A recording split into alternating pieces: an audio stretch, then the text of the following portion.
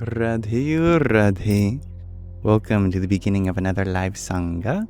Today we are outside, but my intention remains the same as we await our first guests to arrive.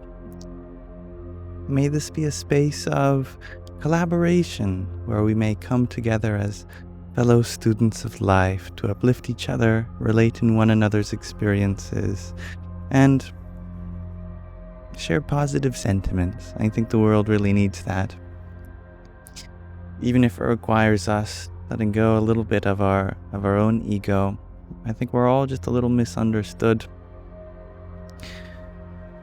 I hope this is an inclusive space for everyone, regardless of background, identity, orientation, belief system, etc. We may be divided on the surface, but deep down at heart, we are one and the same. And hello, Gentry. I am indeed outside. Either that or my green screen abilities are getting much better.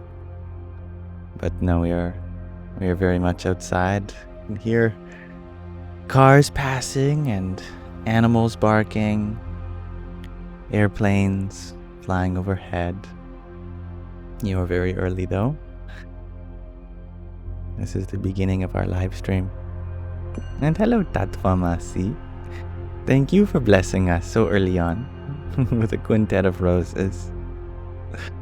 Hari Om Tat Sat. It looks very bright outside. It is, and that's why I brought a sun hat. So I'm not just squinting at you all. You can probably hear the doggos as well. There. Sun blinding you all. Yes, indeed. And hello, everybody loves Raven. Happy to have you here. And Miss Mariah. Much love, Third Eye Willie. Happy to have you here too. I trust that you all are doing as well as you can, given, whatever circumstances may be prevailing in your life at this time. Tatvamasi, you're wondering, how's my therapy sessions? I missed it, actually. I slept in too much, but that's okay. My therapist was very understanding, and we've rescheduled for next week. Good afternoon, cat. Aw. We are indeed outside, Andrew. Hello, Kelsey. Willie, you're wondering, have I ever had a retreat for people that want to hear me live? No. Never. Maybe one day, though. I think I'd like to go for a retreat myself one day. That way I really know what it would be like to host one. I really have no idea what it's all about. And I'm definitely very much a student still. Hello, Aquarius lady. Hello, Isabella. Andrew, you're wondering, who is my guru? At the moment, the present moment. Wherever there is teaching to be done, it is teaching from, through, and to the present moment. Maybe one day I'd like to have someone that I can call my guru in the flesh, but in the meantime, I'm happily being humbled by the present moment, always. Miss Mariah, you share, you're not convinced I'm outside, the trees aren't talking. Hey. Come on. Actually, I'm in a bit of what do you call it? A valley where there isn't much wind, but certainly very sunny. I don't think I have a powerful enough light that would simulate the shadow on my head like that. Thank you, Nish, for your popcorn and ice cream. Radhe Radhe. And thank you, Happy Kato, for wishing me an excellent end to the evening on my part. Wonderful.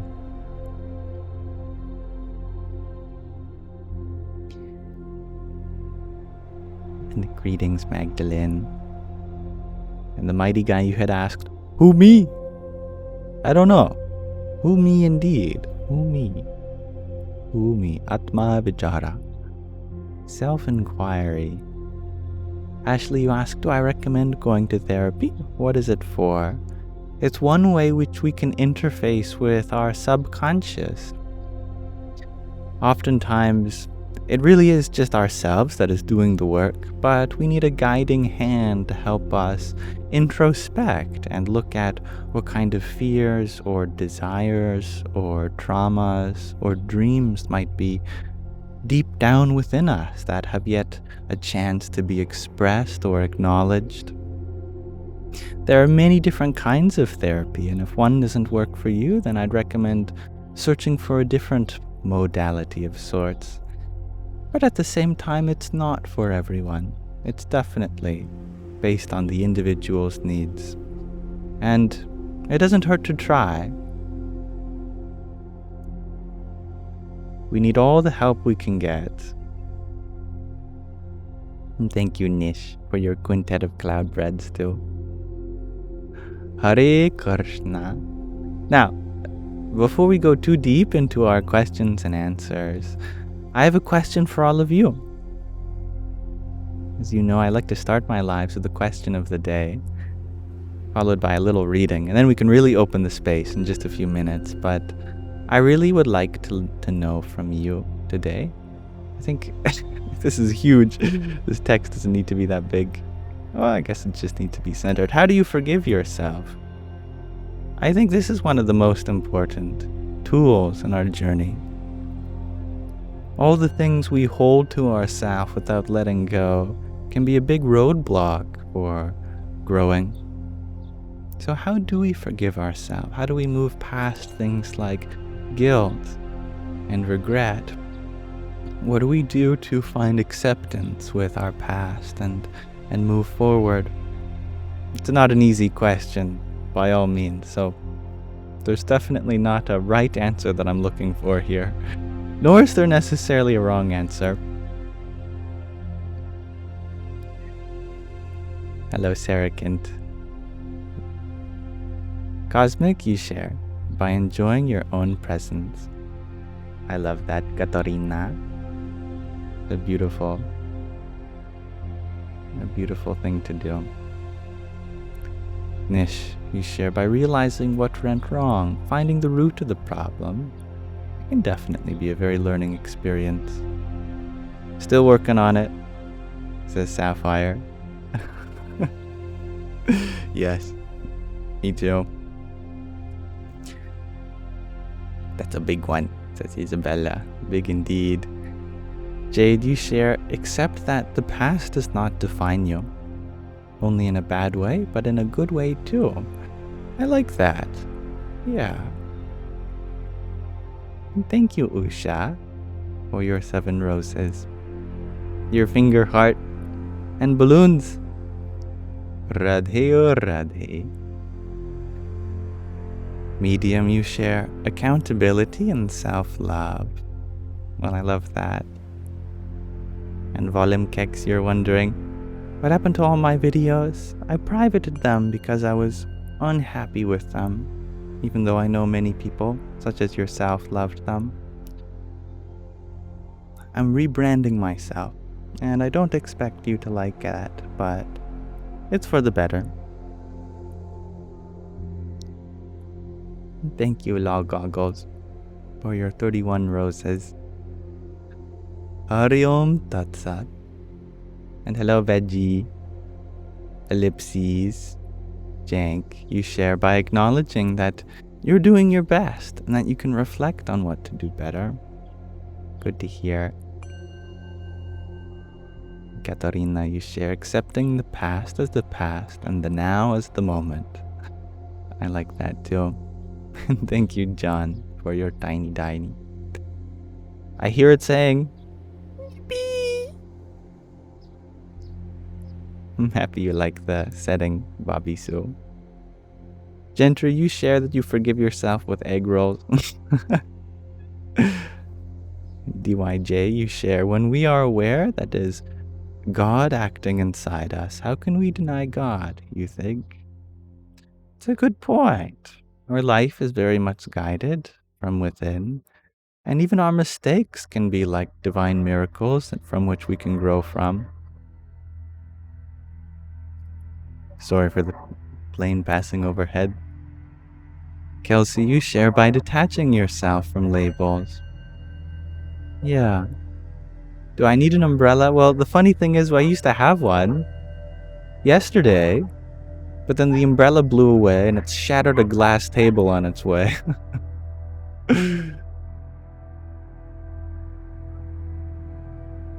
Bobby Sue, you share with determination to make things right. I love that. Hello, Amanda. $, you share, I'm looking a little different today. I wonder what it could be. Happy Catho, you share, you wonder.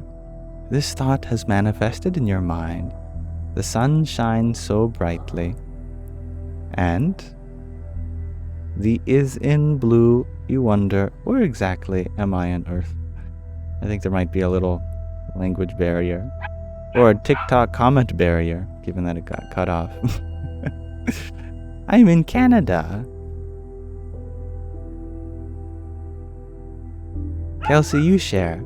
By trying not to define everything, this helps you select your thoughts. I love that. Hello, Taylin. Sue, you share, love and accept your past self, knowing you were doing the best you could at the time. I love that.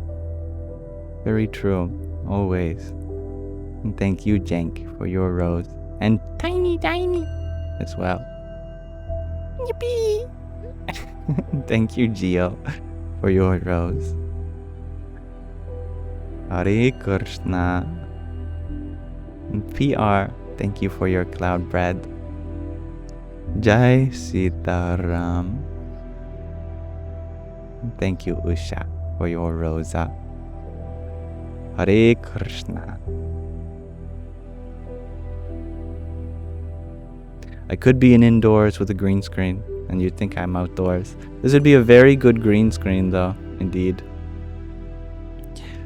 But as I said before, I'd also have a light so strong like the sun that I'd have to protect myself so I can read the screen. I may have a green screen, but I don't have a bright light like that. Nothing beats the sun.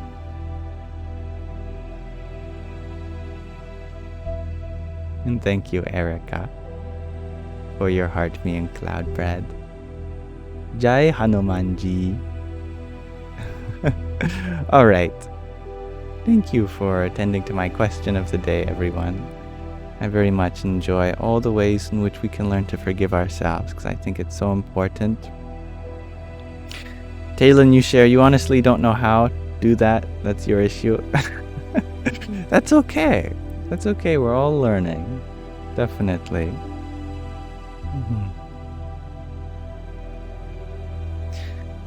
Okay, I'm going to minimize the question of the day now, but I very much appreciate all your answers, everyone. And do forgive me if I didn't read yours. And just before I really open up this Sangha to a questions and answers space, I'm going to put a pin in all the questions so far. I'm going to read from a short section of the book that we're reading. Today we're reading In Love at Ease. This is a book about a spiritual master known as Pramukh Swami. I never met him. The only reason I really know about him is through this book. He was in love, at ease with everything, seemingly. And I think we can learn from that ourselves. We're in the 3rd chapter now, called I list. Capital I list. We've introduced the idea of having a small I, a lowercase I. This is, of course, referring to ego. This section of the chapter is called I-less, the self over ourselves. This is self with a capital S. Self, the higher self within us. Maybe we can learn from this section. One of the most fundamental attributes of being I-less is being in touch with one's true identity, one's inner self. Sanskrit word is Atman. I spoke of Swamishri's self-love or Atmanishta in the last chapter, Here, that same realization of inner self manifests in a different form. Swamishri was unaffected by his physical and outward appearance and identity, which allowed for him to be humble and carefree of his station in society. Being I-less leads one beyond the physical manifestation of oneself and helps one connect with the Atman. Humility realized through Atmanishta, which is abiding in your Atma, your true self, is constant and consistent. Swamishri was in Gondal and had just finished meeting devotees after the morning assembly and lunch. He was preparing to head to his room when a young government officer in charge of environmental initiatives in the region approached Swamishri with fury in public. He had heard that the sadhus, the monks of the mandir, the temple, had trimmed the branches of a large tree on the mandir grounds because of the damage it was causing to the cattle and neighboring property. Though the tree was still healthy and unharmed, the individual was upset that he was not consulted before the branches were trimmed. It was an obvious power play. For the next 45 minutes, the young man disparaged Swamishri with such intensity that his hands were shaking, in front of dozens of bhaktas and sadhus, devotees and monks. Swamishri listened to him silently. Many sadhus and volunteers tried to cut off the young man's tirade and lead him away. Swamishri stopped them. Please, let him speak. I want to hear him out. It became apparent to everyone in the room that this rant was not about a few trimmed tree branches. The young officer had a personal vendetta against the organization or the mandir. Swamishri let him finish and reminded the sadhus to make sure he was fed before he left the mandir grounds. Swamishri retired to his room and was softly snoring in no time. Ola Marlin. Vivek Sagar Das Swami was flabbergasted. How could his guru sleep in a matter of minutes after being so vehemently insulted? Later that evening, he asked Swamishri, "How did you fall asleep so fast?" "I could not sleep all afternoon, and he did not even insult me. It was you who he abused. Did you not feel the slightest bit of anger?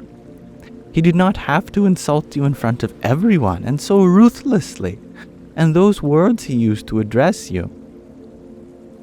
Swamishri was calm, and as if gently dismissing the premise of the question, said, "Why would it bother me? It was his opinion. Just because he called me something does not mean that I am that thing. I just had to hear him out. I am sure it helped him calm down after letting it all out. As for the abuse, he did not say anything to me, only to my body. I am the Atman, the true self. No, Vivek Sagar. No, Vivek Sagar, this is the connotation I realize. The Atman does not feel hurt or humiliation. It carries on unscathed." There were 3 stark personalities on display. The young officer, who was motivated by his ego and desire for power through his newly acquired position in society. Vivek Sagar Das Swami, who was shaken by the abuse of his guru, and Swamishri, who was calm and unscathed.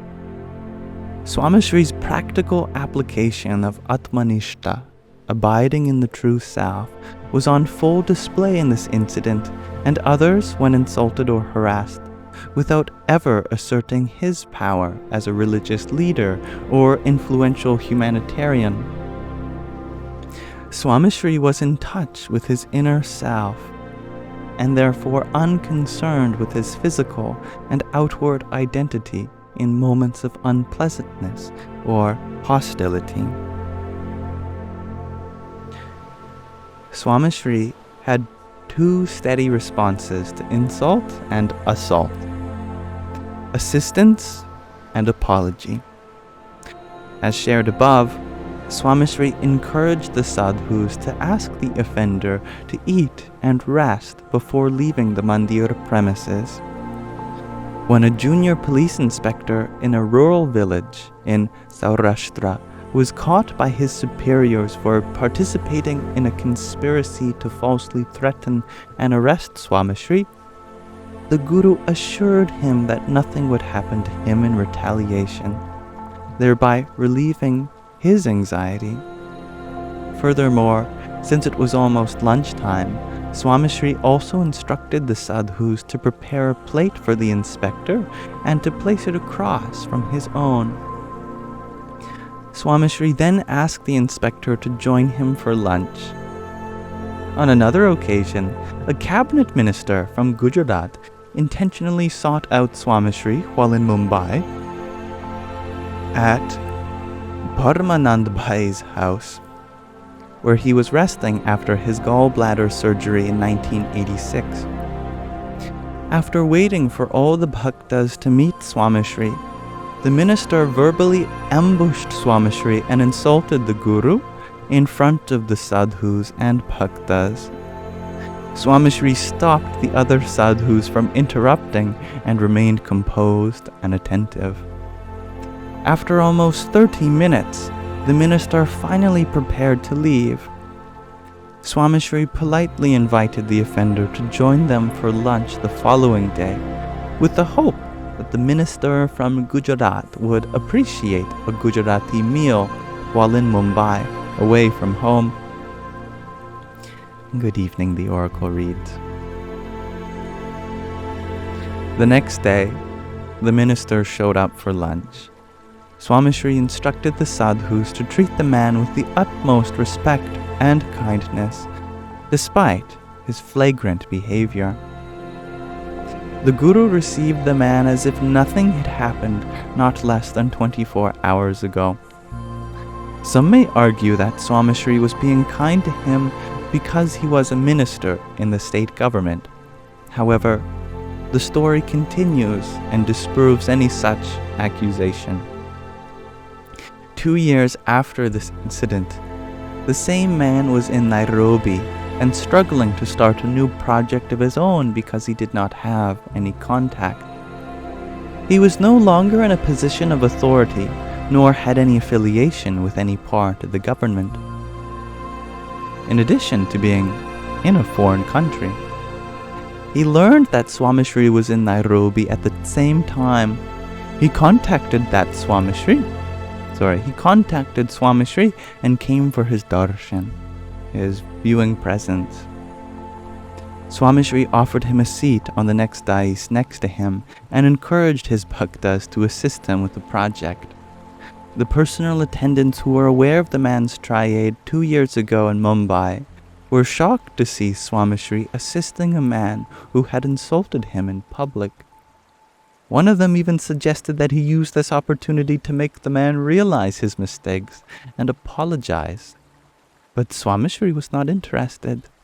He assisted him because his eyeless persona exuded a humility that was enveloped in generosity and empathy.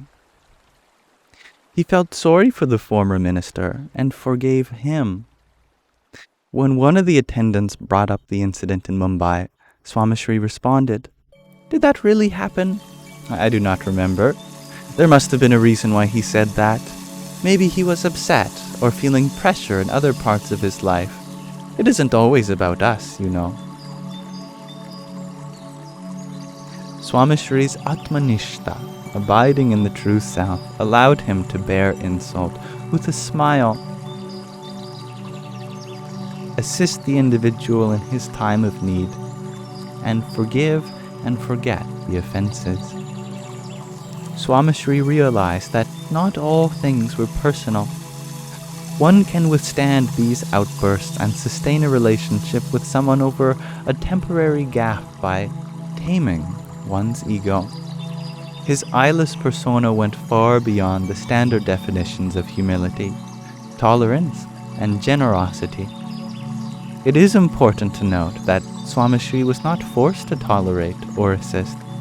He chose the path of humility because it was his nature. It was who he was, eyeless.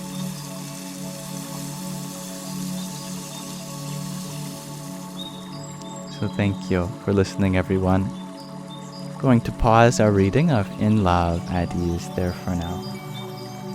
A wonderful passage about the eyelessness of Swamishri. I'm going to put on my hat so I can see you all now again.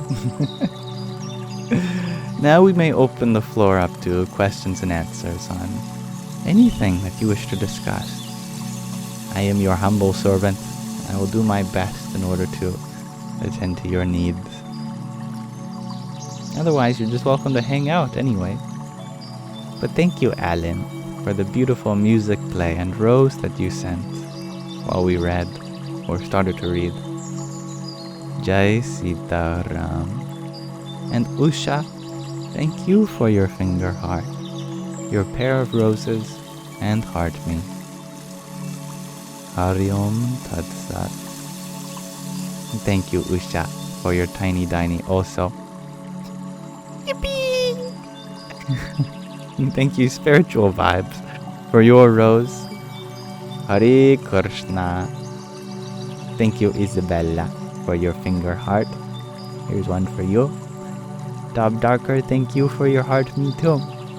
And thank you, Babiso, for your heart me team bracelet and cheer you up. Welcome, Phoenix Zen. Happy you enjoyed that, Sue. Thank you for your blessings. Name's Nemo. And hello, Gina. Rain, you had asked for any advice on healing after being done wrong.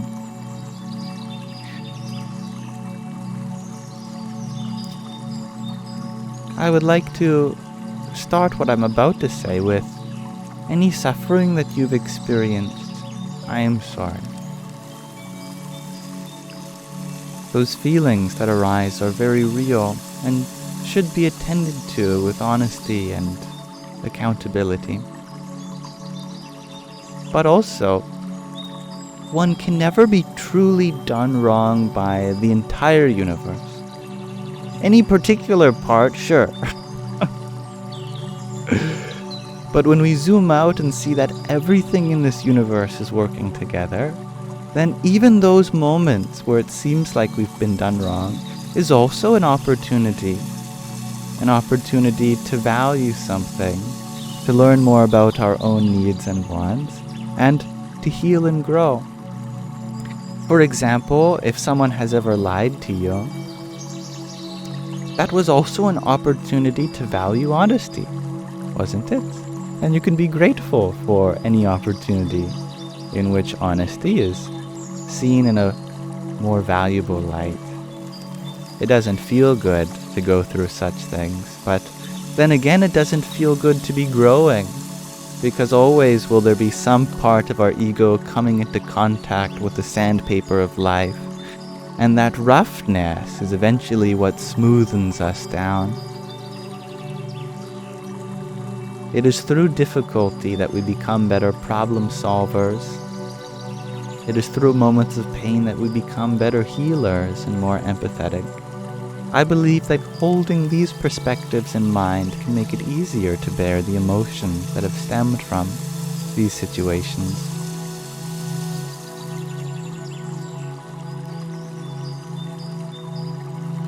And thank you, Peter, for your rose.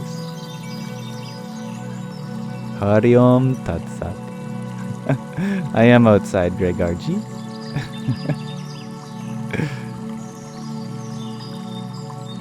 The sun will be going down shortly. You'll be able to see the lighting change. And hello, Eric. You know, I did have a good day so far. It hasn't been very long. I got out of bed 2 hours ago. I slept in way too late, but that's okay. I'm learning how to forgive myself and take accountability and try for a better sleep cycle tomorrow, or tonight, more accurately.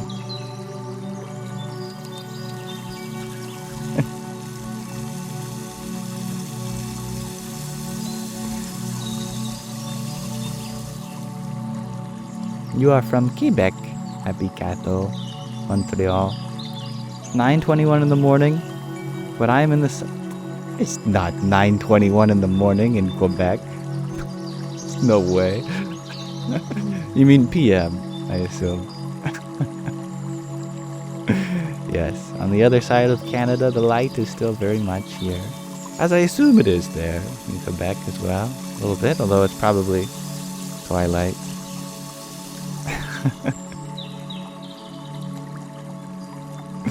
Is this my mother's garden? It is. Well, I guess you don't get to see the flowers. There are flowers around. I don't know if I can really show you a flower since they're all in really big pots, but I could move my camera actually. Instead, lovely flowers behind me. And actually there's Tulasi Devi. This is the mother goddess in the form of Tulasi Devi. This is the goddess of the universe taken incarnation in the most sacred flower in the world. Yeah, you can see some flowers over there. Well, flowers. Flowers everywhere, really. Probably behind me. Let's see. Yeah, there's some over here. Flowers, flowers, flowers. Oh, Buddha! Hello, Buddha. There's Buddhas all around, really.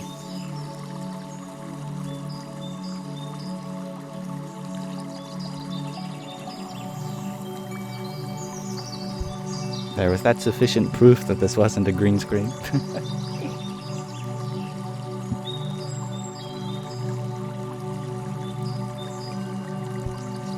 My mother does a very good job at attending to the nature and the wildlife here. Thank you, Bobby Sum, for your 20 finger hearts. Hari Om Tat Sat. Kirodono, you ask, how to move forward. Your ex of 13 years exposed all your deepest secrets and vulnerabilities. She was your safe place.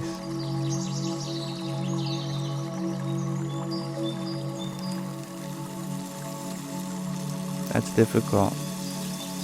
Sounds like she is in a lot of pain, and she took out that pain on you by making you go through pain herself, which is not a very safe place. Is it a safe thing to do? I'm very sorry to hear that.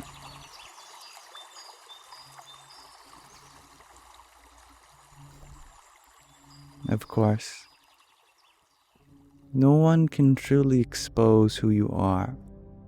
If you could, well then you'd be granting instant enlightenment to everyone, because your true self is the universe in all its glory, the infinite expanse of past, present, and future, all potent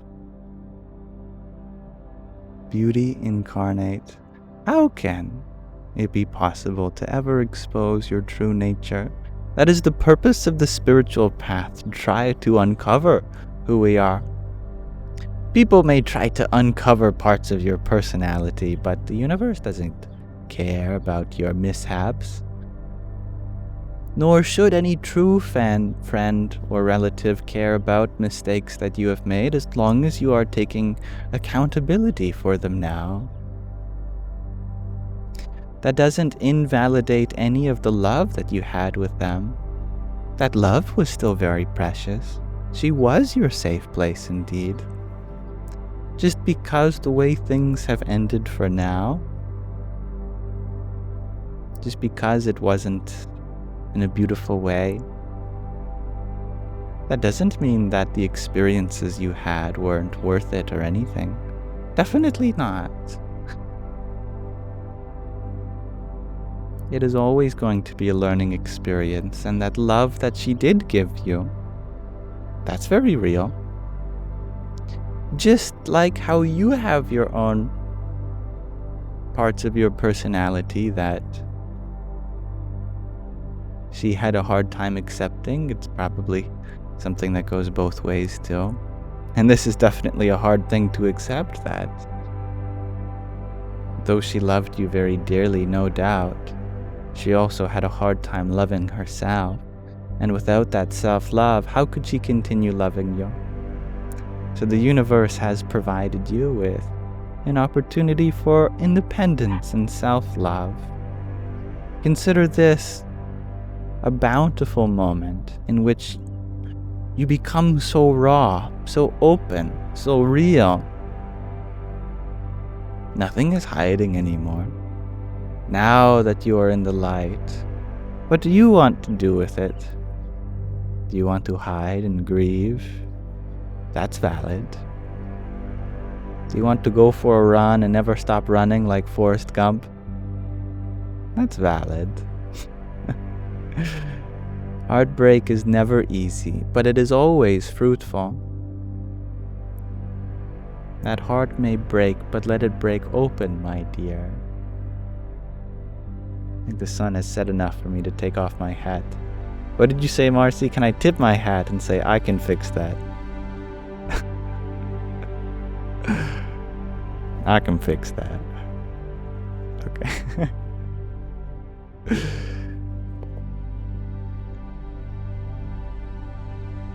But I'm here to support you, Yeroronov, and any questions or problems that may ripple up to the surface during this time, I will happily attend to. And you're always welcome to message me on my other platforms too.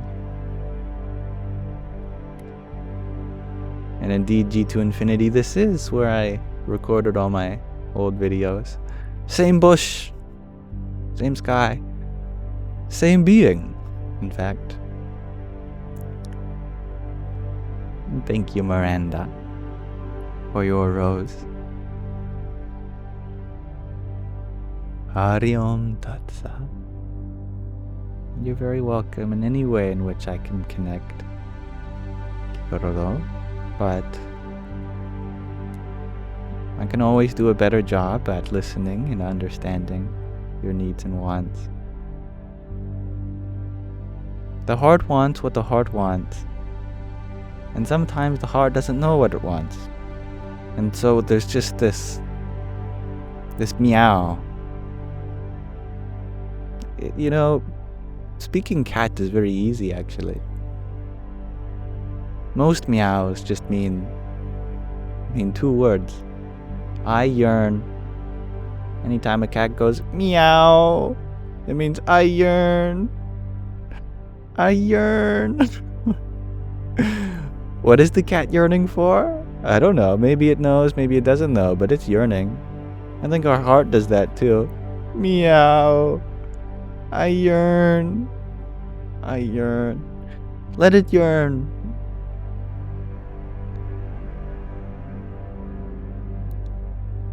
I wonder if this light is bright enough. I think it is a little bit. It's getting a little darker. The sun actually hasn't set. It's just passing behind a big tree. Big, beautiful tree.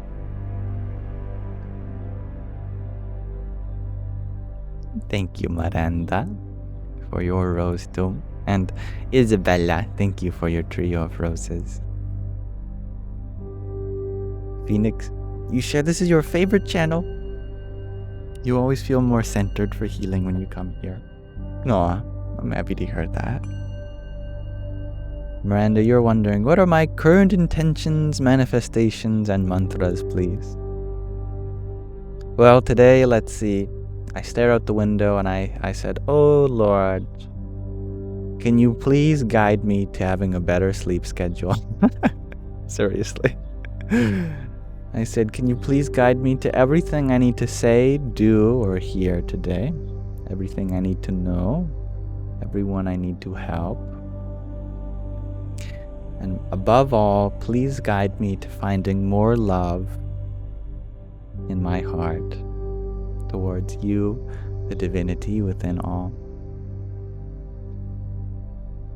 That's my intention and manifestation as one.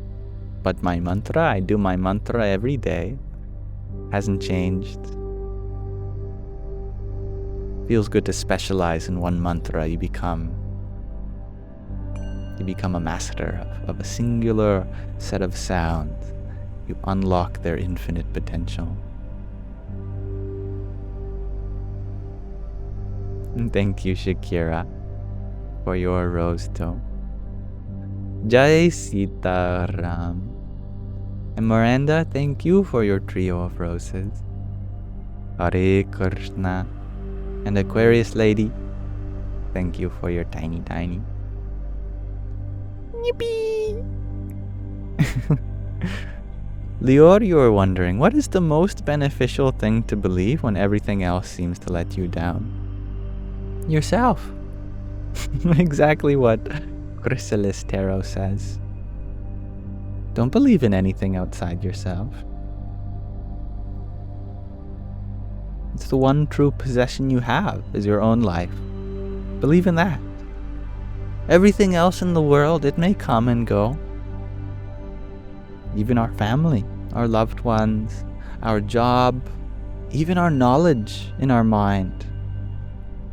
It may come and go. Our talents, our hobbies, our routines, our habits, our memories,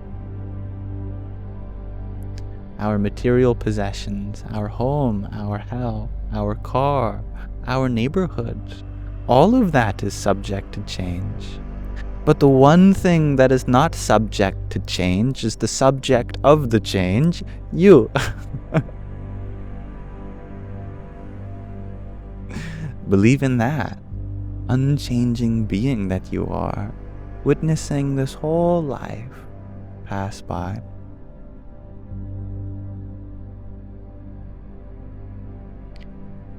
Thank you, Miranda, for your heartbeat. Radhe, Radhe. Gentry, you ask, how would I describe myself?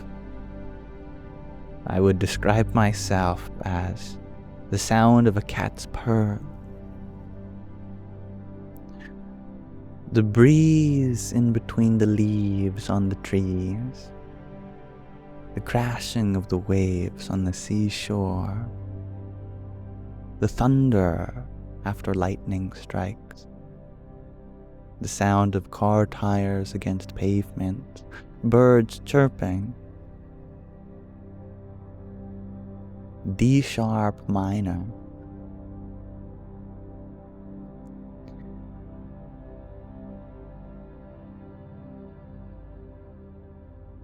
Greyguard G. Will I show you the sun as it sets and talk to us a while? Yes, well, I don't know if I can really show you the sun since it's behind some trees. I don't know if it will reveal itself, but if the sky around changes some wonderful colors, I'll gladly show you. And Pema, the pocket Pema Chodron, I didn't bring all my books with me outside. I really only brought two. That's In Love at Ease, which we already read, and the Vachanamrut, which seems to have also disappeared.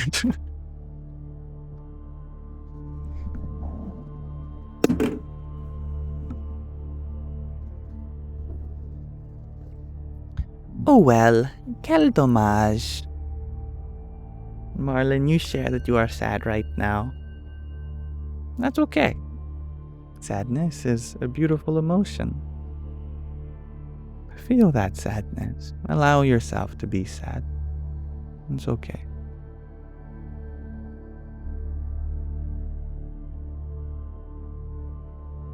Thank you, July Moonchild, for your heartbeat. Jai Hanumanji.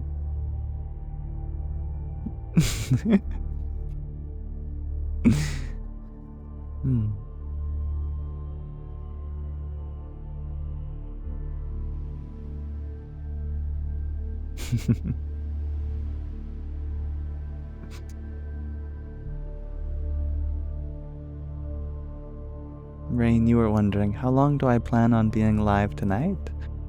Well, I don't know. I never plan on anything. really.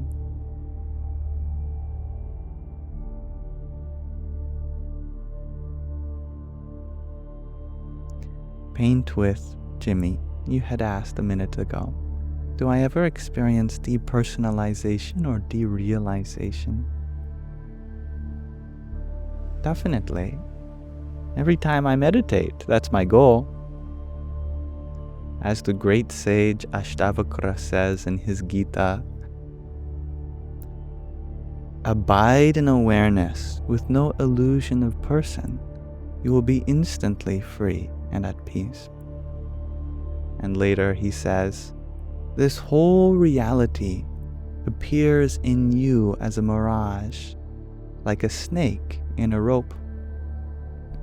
Actually, depersonalization and derealization are states of samadhi. These are meditative absorptions that arise through spiritual practices. If you are someone that experiences these things, then you are a very spiritual person, because you naturally slip into these very high states of consciousness.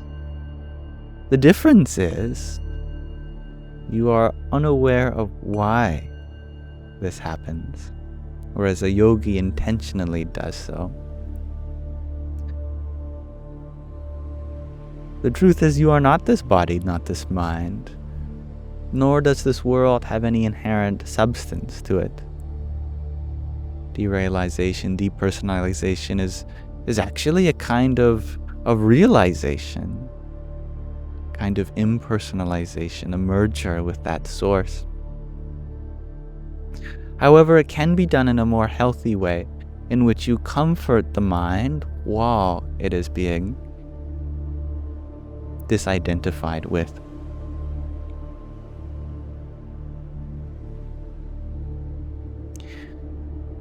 What makes it a psychological disorder is that the mind freaks out while you are disidentifying with it. And notice that I am distinguishing between you and the mind. The mind freaks out. It says, no, come back, I need you. Come back to reality. Because this is the mind's reality. The mind's reality is that it is a person with a body in a material world. That's the reality of the mind. And the mind cannot exist without your awareness upon it. Therefore, of course the mind's going to freak out when you start withdrawing your identification from it.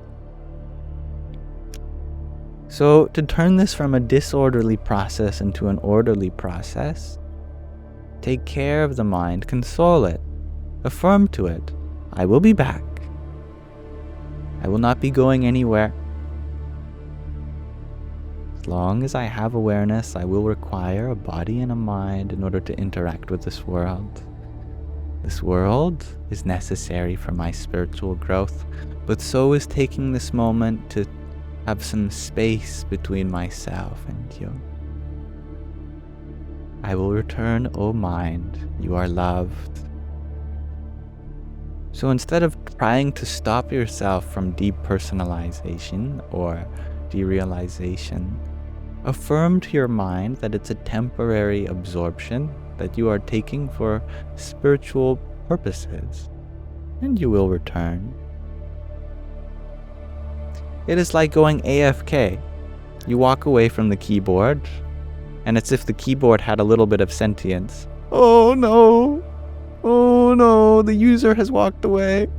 What is my purpose now that no one's typing on me? I need someone to type on me.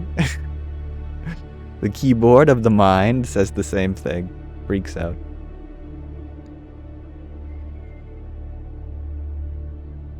And thank you, Bob, for the gimme the vote. Radhe Radhe. And Tatvamasi, thank you for your trio of ice cream cones and pair of GGs.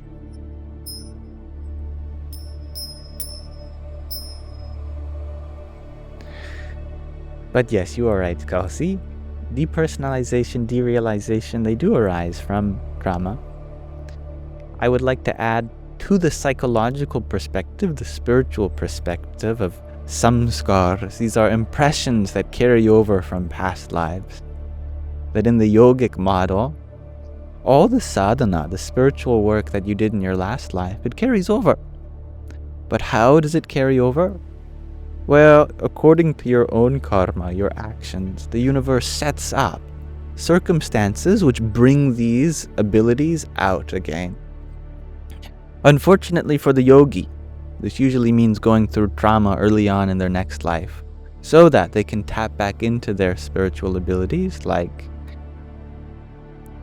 emotional attunement, as well as creating space between body and mind, and letting go of the identity of one's body.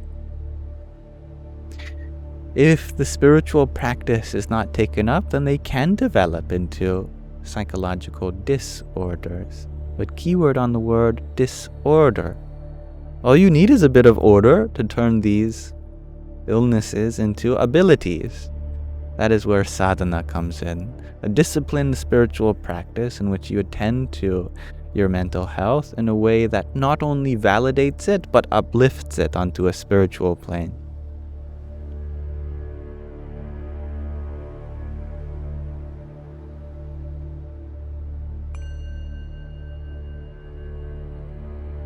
Thank you, Sue, for your finger heart. I think someone's barbecuing somewhere. Smells good. Om Namo Bhagavate Vasudevaya. Good night, Chloe. Omnifaria, you share that your imagination is all your past lives. I love that. I love that a lot. A Sattvic barbecue? Probably not. Probably not. I mean, most barbecue is Tamasic, but hey. Tamasic also usually means tastes really, really good.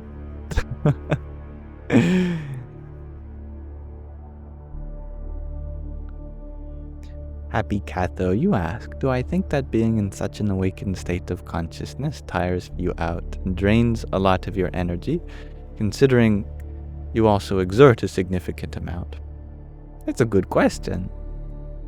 There is an aspect of this which is definitely true, and there is an aspect of this which goes beyond effort and energy. That an awakened state of consciousness is our natural state. It's when we drop all of our efforts towards worldly things. When we abide in our true self, Atmanishta, it becomes totally normal. And in fact, you have so much more energy to do the things you want to do because you're no longer spending the energy pursuing temporary pleasures. In that case, how can you be drained of energy when you have such a source of it now? You return to that beautiful, bountiful resource within. At the same time, getting to that state requires a lot of practice. And practice does require effort. So there is effort in getting to the effortless state. You could say, how does this work logically? Well, imagine we've built this huge building in the middle of a forest. But we want the natural landscape to return. So we decide it's time to deconstruct this building. Once the building is deconstructed, there's no more energy. It's just natural landscape once more. But it requires effort in deconstructing what we've already built. And after the deconstruction is complete, after the effort is applied, then you abide in that effortless state that existed before. I hope that makes sense.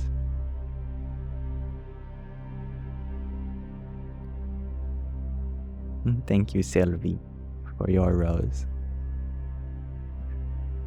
Jai Swaminarayan. I love your beautiful affirmations. Yup. Thank you. Gregor G, you ask, how do we make Sattvic food taste good Sattvically?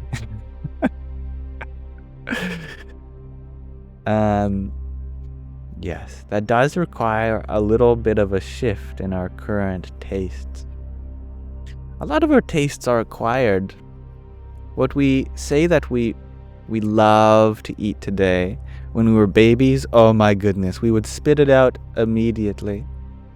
Our mothers had to put in so much work to get us to think that certain things taste good. But yet to a baby, there's also many tastes that are very natural, like sweet things. No baby tastes something sweet and goes, bleh. Sweetness is, I think, our most natural sense of taste. Because if you think about it, long before we ever hunted, long before we discovered rock salt or spices or cultivated various crops, what was available was just fruit and seeds and unsalted nuts. They all have a kind of sweetness to them, a sweetness and a nice texture to them. So the key to Sattvic food is having nice textured sweet food, mainly.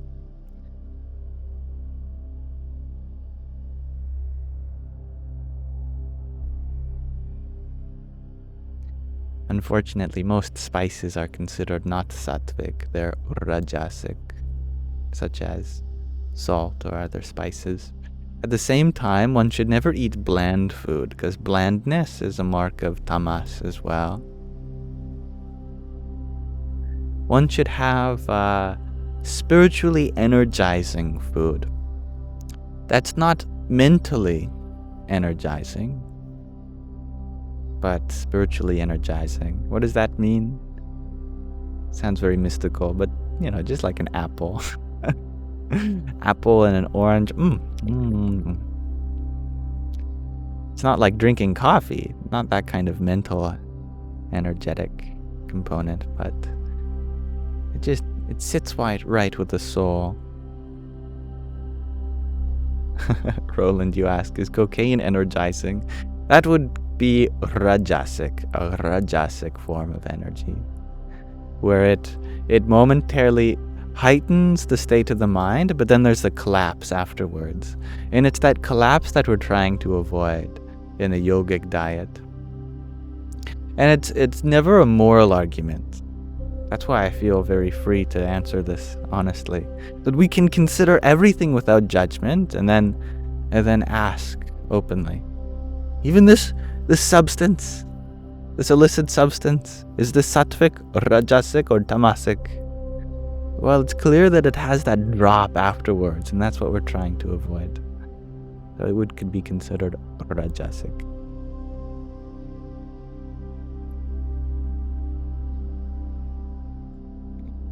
Thank you, Kadloha, for your rose as well. Hari Om Tat Sat.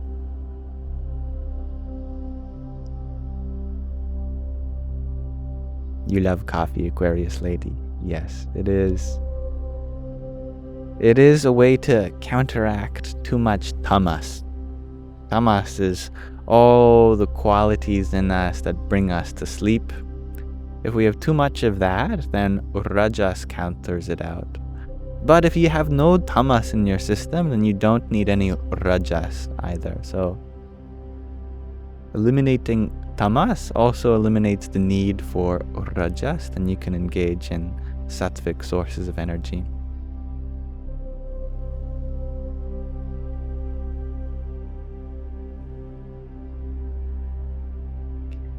Happy Kato, you ask, from my perspective. You realize I completely removed my polarities from my head. Has this always been a gift in my life, or was it a practice or a gift given to me because I was in a catastrophic state? I think there are truths in all three. But the biggest motivator for me was definitely the third one. A catastrophic state, you could say. It was through intense anxiety that I really had to ask the question, how can I be free even in the state of anxiety? Because it was clear that fighting my anxiety is not going to make it go away. At some point, you almost have to surrender to it and then ask the big question, How is it possible to be happy even when my mind and body are not happy? That's a big question. And you get forced into it in a lot of suffering through catastrophe. But I'm very grateful for it, definitely. Gregard G, you ask, so is there a Sattvic, Rajasic, and Tamasic food pyramid? Sure. But you can even ask yourself what falls into these three just by looking experientially. After you eat a certain food, do you notice that your mind, it becomes hyperactive, underactive, or stays the same?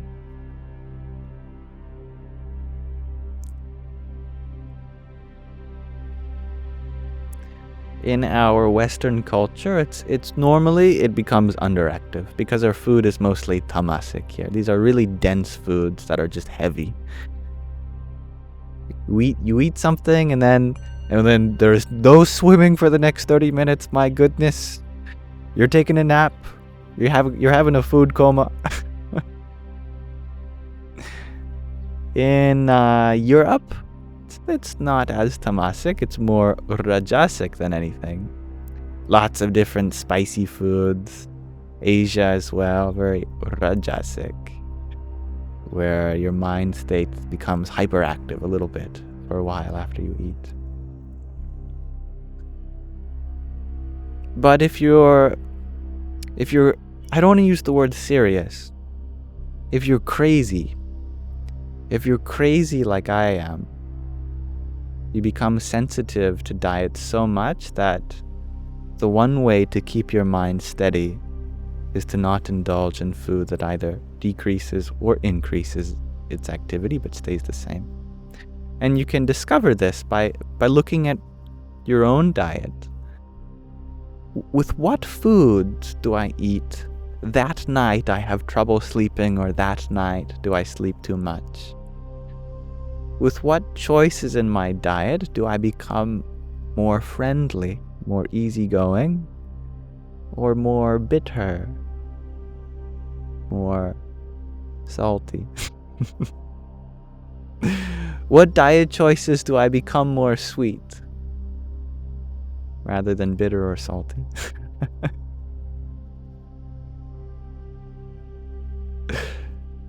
You are what you eat. And thank you, Jarrett, for your heart me. Hari Om Tat Sat.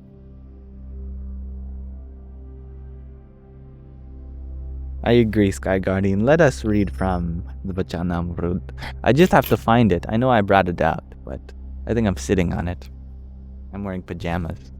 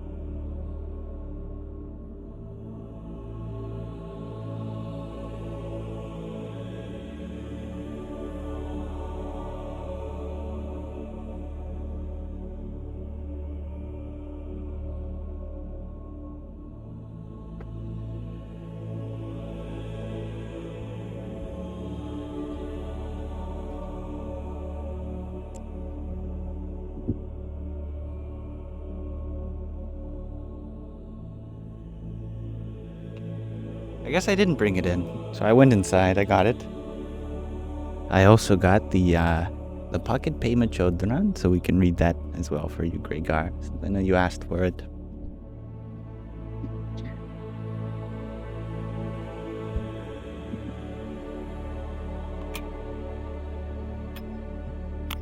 Thank you for your patience. We can have a sunset Pema. Indeed. Okay, so we're going to take an interim and read from a text called the Vachanamrut. As far as spiritual texts go, it's relatively recent, coming from the spiritual discourses of Bhagwan Swaminarayan, whom existed at the turn of the 19th century. These are discourses that took place in the last 10 years of his life. Today we are reading from Gadadha 155, Resoluteness in Worship, Remembrance and Observance of Spiritual Vows.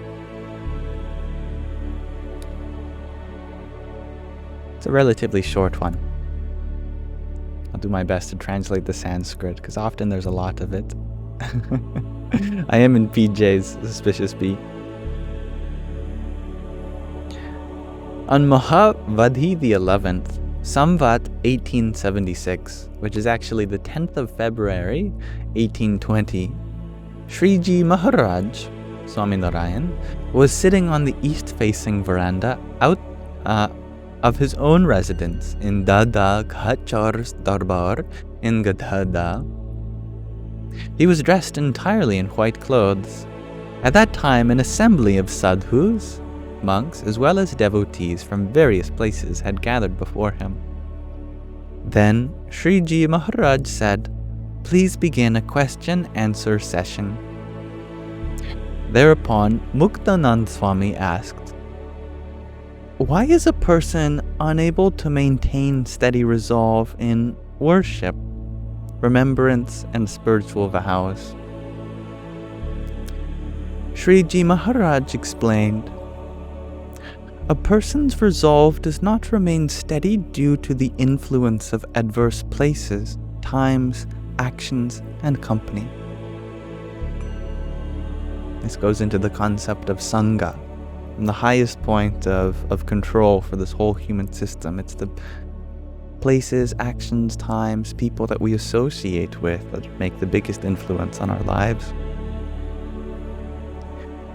There are, in fact, 3 levels of this resolve.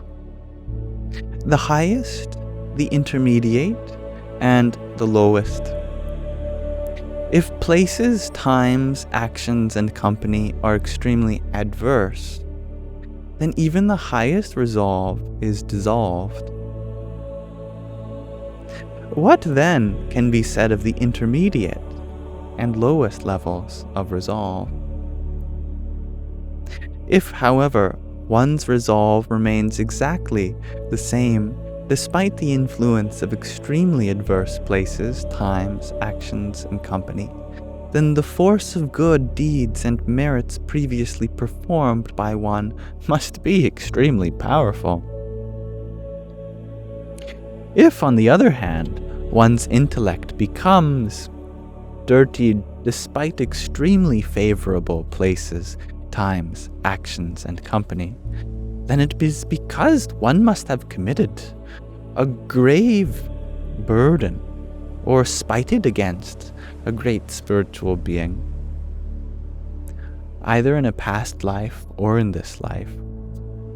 This is because despite association with favorable places, times, actions, and company, one's mind has still become unclean. Even so, if a person serves the great Purush, the cosmic person, diligently, their burdens will be burnt and reduced to ashes. On the other hand, if a person associates with a grave burdener, then their own burdens increase, and any pious deeds that they may have performed will also be destroyed. Furthermore, a person who puts their arms around the necks of people who are not living to the best of their abilities, we shall say. That is, they're blaming other people for their own lives, and then blames the divine by thinking, why did the divine not keep my mind stable? They should be known as very foolish, utterly foolish, silly goofballs on the spiritual path. Indeed, indeed. Therefore, our surroundings, our associations are very important on the spiritual path. What we associate with. And one can have resolve even in adverse circumstances, as long as one has previously been engaging in meritorious acts and good deeds. This can prevent the mind from becoming dirtied by an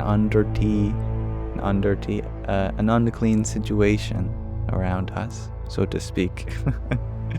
There's lots of interesting word choices that I've had to navigate around in this book, but I think I've done the best of my abilities interpreting it, given the context of this live stream. So thank you for listening.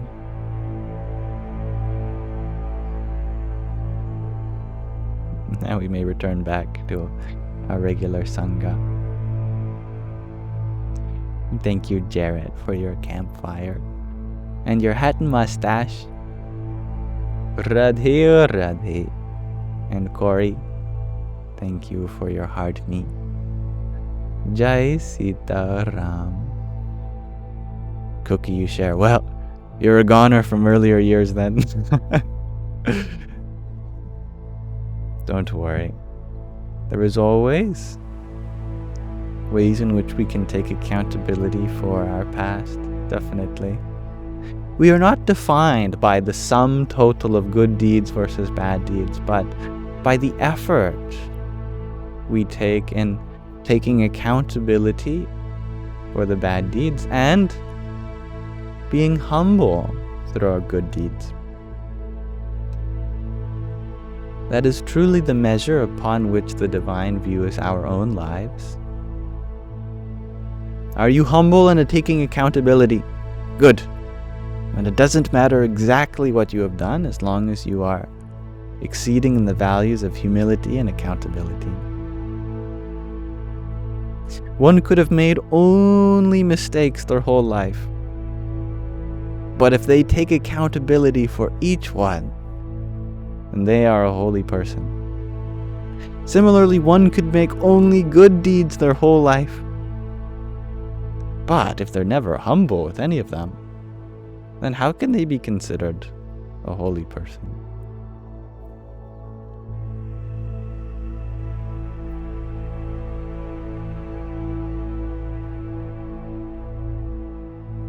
I agree with that, Sil. And taking accountability empowers us because it puts the control back in our hands.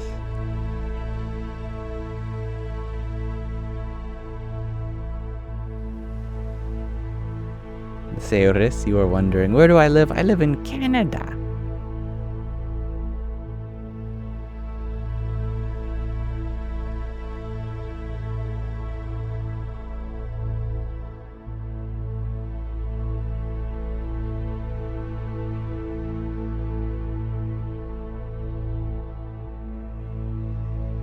G to Infinity, you have a suggestion, Mother Magic Garden Music Playlist. Does it have copyright-free versions, or is it royalty-free? I'm afraid I can only play music that is not owned by anyone else. But I thank you for your suggestion.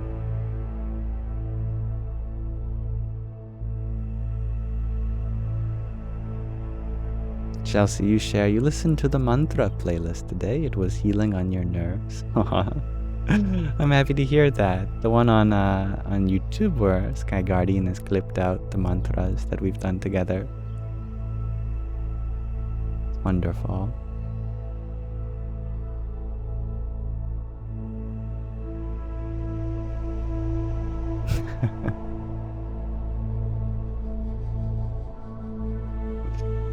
Talon, you share that you love that even sitting outside I don't seem real. Well, I hope that I am being real with you. Maybe my appearance does not conduce a sense of reality, but I hope my words do.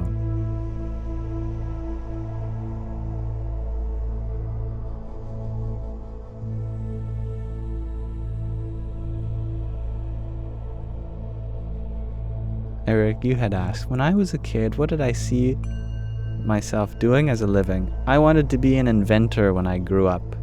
I wanted to invent things. I remember walking across the sidewalk and I had this realization that what if when I grow up I forget what I want to do? That really scared me because it seemed like there were a lot of adults that forgot what they wanted to do when they were a kid. Because every single adult that I asked, what did you want to do when you were a kid? They would never say something that what they're doing right now. I thought, oh my goodness, everyone seems to forget what they want to do when they get older. So I said, I'm going to tell myself every day what I want to do when I'm older. That way I won't forget. And so every day I told myself, I want to grow up and be an inventor. I want to grow up. I want to be an inventor. I want to invent stuff.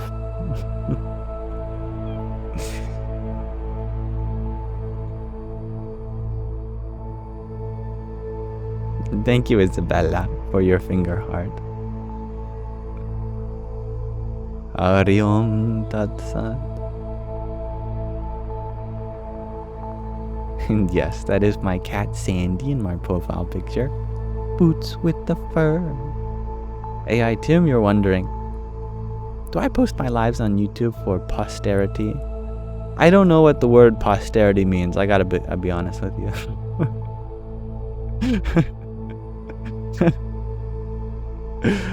But I can tell you that I post them so that you may get the most use out of them. Sometimes when I answer someone's question, they ask, is it okay if I record that so I can replay it or re-listen to it? So if anyone wants to replay any part of it, they're there.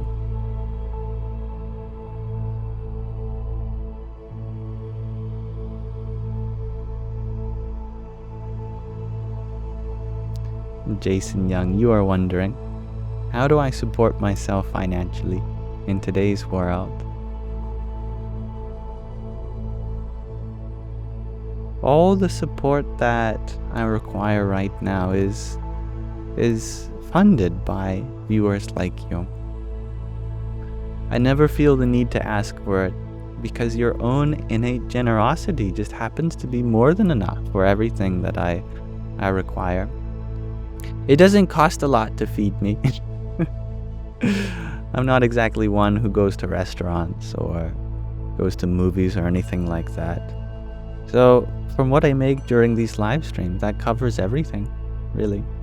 And I never even expected that to be the case. It just turned out to be sufficient. And living with my parents as well, I don't have rent to pay, so my expenses are really minimal.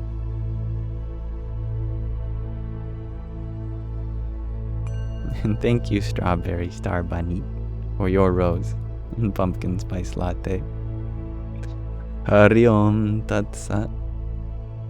And thank you, Jojo, for your heart me as well. Hare Krishna.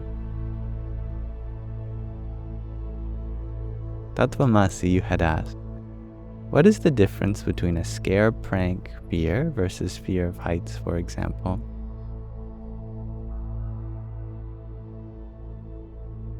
Well, in a prank, ultimately the fear is unwarranted. It becomes a prank because there truly wasn't anything to fear. That's what justifies it. you could argue. Although fear has a whole negative array of effects that it has on the body. And even putting someone through fear that is unwarranted still may cause unnecessary complications in their system. The fear is very real. But if they have a good sense of humor, if they can come down from that fear after the prank comes to a close, then it's all in good laughs. Gemma, you ask, do I feel like I invent things in my life now? Every day I try to invent a new perspective. Just as the world is changing, it requires me to adapt to its changes, and thus holding on to any old perspectives is not going to do me well in the long run. Therefore, I do try to invent a new way of looking at things in each moment. How can I see this differently? How can I approach this problem in a new light? How can I see every moment with a kind of freshness? It is this newness that becomes invented, created, made, again and again in each moment.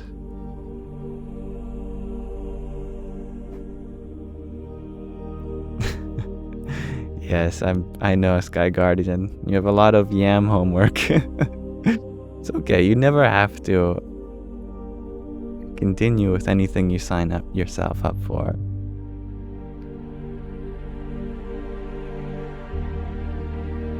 Gemma, you're wondering?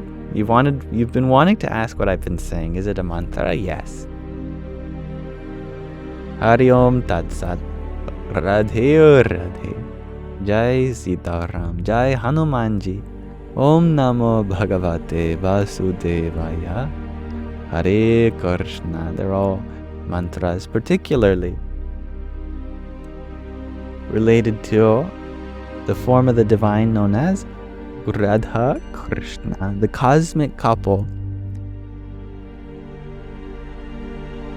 And through their love, the entire universe is produced. In fact, there is only their love.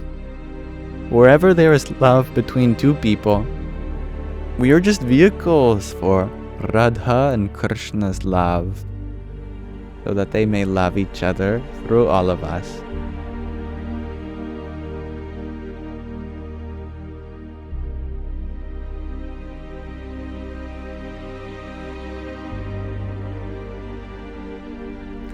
God Complex, you ask, whose foot is in my face?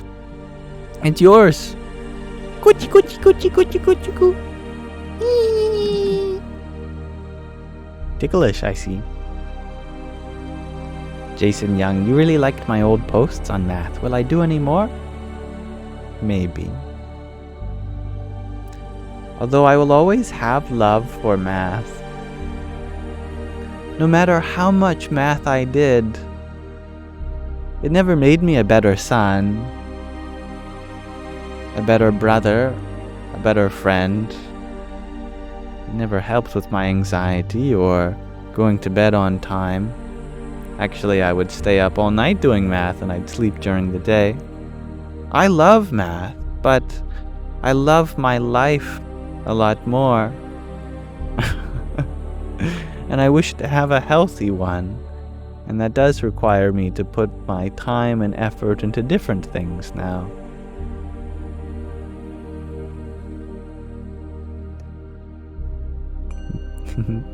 Thank you, the spiritual tools, for your rose. Hare Krishna. And Tapini, thank you for your heart, me. Jai Sita Ram. Thank you, Chrysalis, for your rose. And Isabella, thank you for your trio of roses. Hari Om Tat Sat.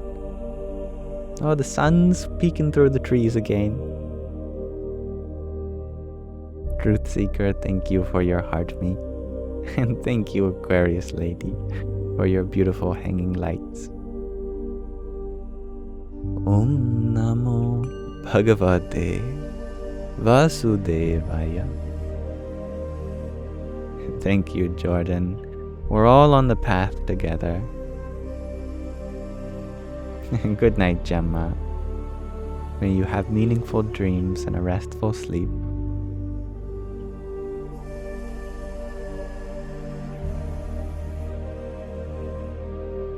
And thank you, Kay, for your heartbeat. Radhe Radhe. Yes, we can read from another passage of the pocket Pema Chodron. It is a good time for that. Sunset Pema. Pema is a lovely Buddhist nun, and she has written many great works. Her works have been collated here in this book, the small little book. Trying to find her picture. There it is. So let's read another one of these 108 short passages. Let's read number 5. I don't think we've done 5 yet. It's very short. It's called Life is a Good Teacher. Life is a good teacher and a good friend. Things are always in transition. If we could only realize it. Nothing ever sums itself up in the way that we like to dream about. The off-center, in-between state is an ideal situation. A situation in which we don't get caught, and we can open our hearts and minds beyond limit. It's a very tender, non-aggressive, open-ended state of affairs. Life is a good teacher. Pema, you are so big. Let me move you a little bit.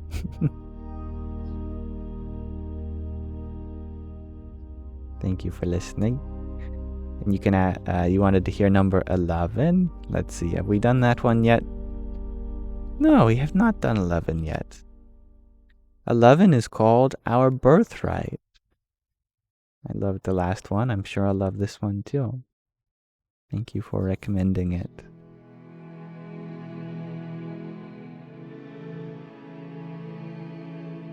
When we cling to thoughts and memories, we are clinging to what cannot be grasped. When we touch these phantoms and let them go, we may discover a space, a break in the chatter, a glimpse of open sky. This is our birthright, the wisdom with which we were born, the vast unfolding display of primordial richness, primordial openness, primordial wisdom itself. All that is necessary then is to rest undistractedly in the immediate present, in this very instant in time. And if we become drawn away by thoughts, by longings, by hopes and fears, again and again, we can return to this present moment. We are here, we are carried off as if by the wind, and as if by the wind we are brought back. When one thought has ended and another has not begun, we can rest in that space. We train in returning to the unchanging heart of this very moment. All compassion and all inspiration come from that.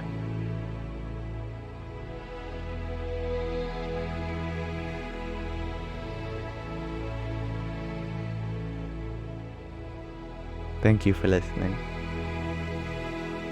And thank you for suggesting that we read 11. That was lovely.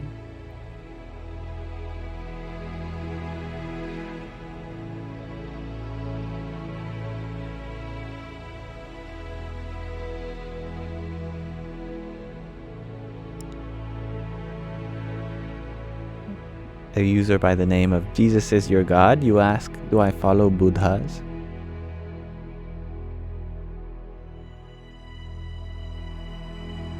I have a fear this might be a loaded question.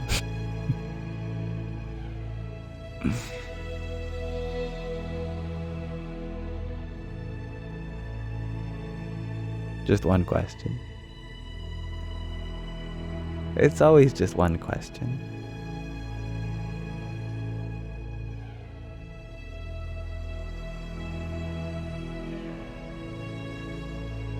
You may follow any spiritual teacher, preacher, but if they guide you to any place that isn't the ultimate truth,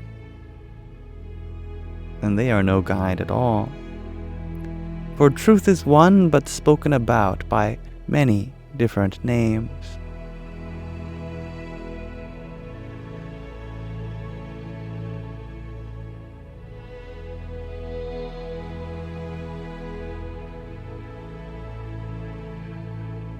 You could say that the source of all existence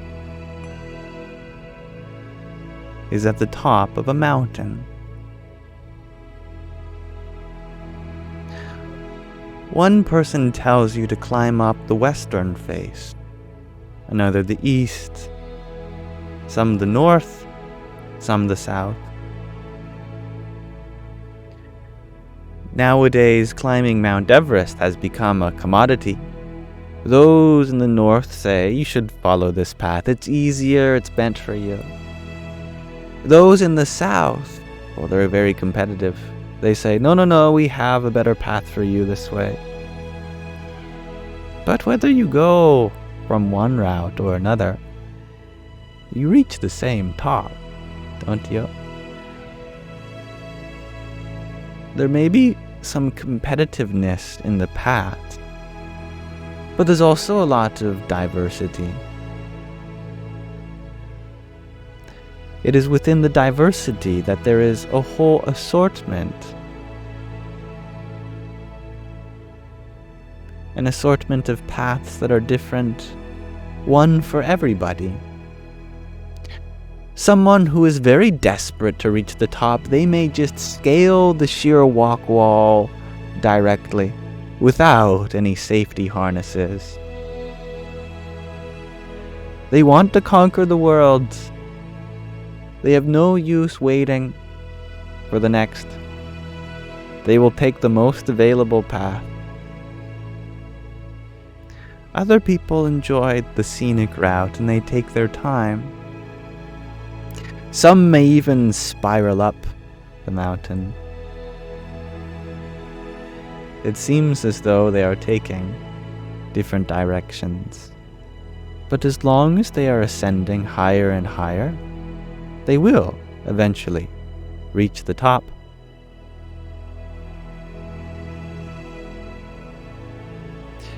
If that source is defined by all goodness, by true patience, true love, true understanding, true compassion,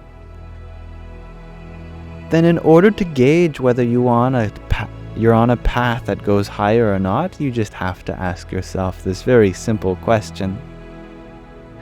Are you becoming full of love, full of patience, full of compassion, full of understanding? As long as the answer is yes, then keep on your path.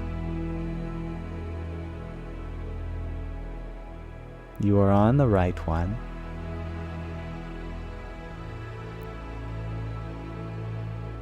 Thank you, Cookie, for your half-dozen roses. Radhe or Radhe. And Isabella, thank you for your applause. Tatvamasi, you ask, if hypothetically you could take the mind out of the picture, that'd be nice, wouldn't it? How would I define emotion? You're very welcome, my brother. If we take the mind out of the picture, how would we define emotion? You've been very curious about emotion lately, Tattvamasi? I like your inquiry.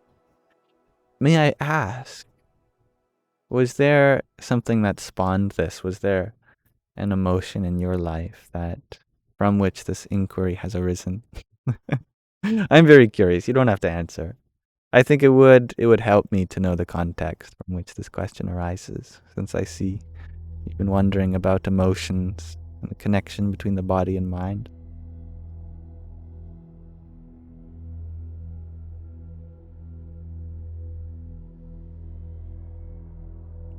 You've been doing thoughtful exercises on what fear is. It's a good question. I think any part of this human experience we can gain understanding simply by asking this question. I personally have not done a lot of questioning myself on what fear is, but I have asked myself, how can I address this fear? I find practicality in that primarily. For example, when I was shaking, hands on the countertop, throwing up into a sink, there was no question of what fear was. I was afraid. I didn't need to know what fear was. I needed to know how I can handle this moment in which it does arise. I don't think the problem was in identifying the nature of fear. It was in identifying my own nature as separate from the fear.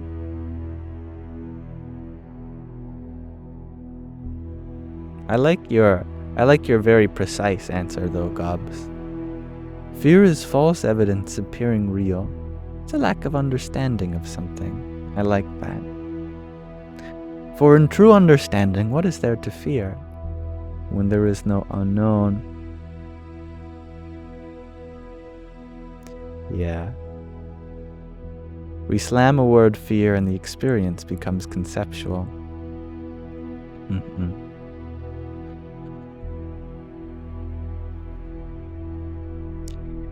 If you are in a moment where you are struggling to accept the sensations that are occurring to you, then the solution is acceptance. But you need not have to know materially what it is you are accepting, just that you accept your part in this moment. That if a sensation arises and you may identify it as fear or not, what one must come to understand is that you are beyond it, whatever it is.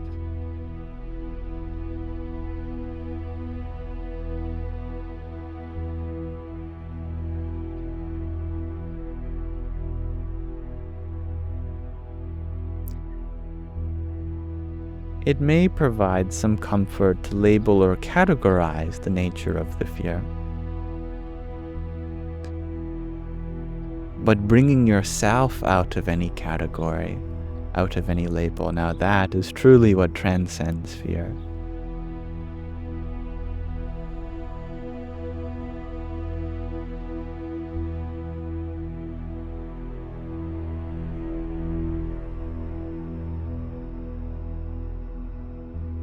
Thank you, Doki, for your rose.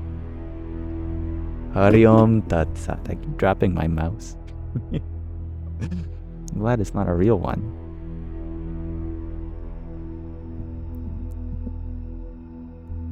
Tattvamasi, thank you for your pair of roses.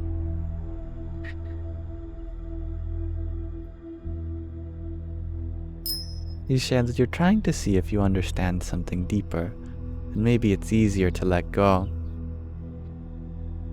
This world, this material energy is infinite. You can have the most precise instrument ever devised, like the Atlas detector in the Large Hadron Collider that measures every single subatomic particle that comes out of these collisions of protons at the speed of light. But always is there something smaller that we don't fully understand.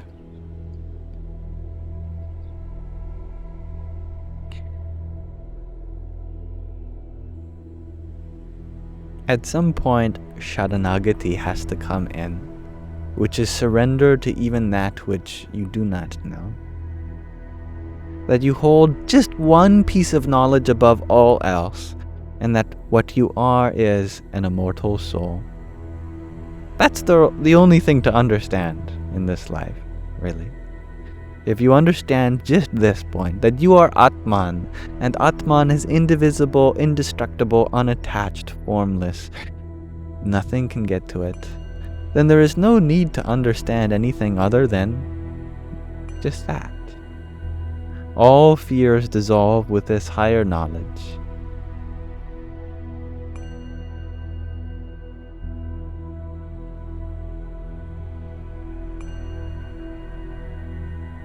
And thank you, Laurie, for your 7 roses. Hari Om Tat Sat.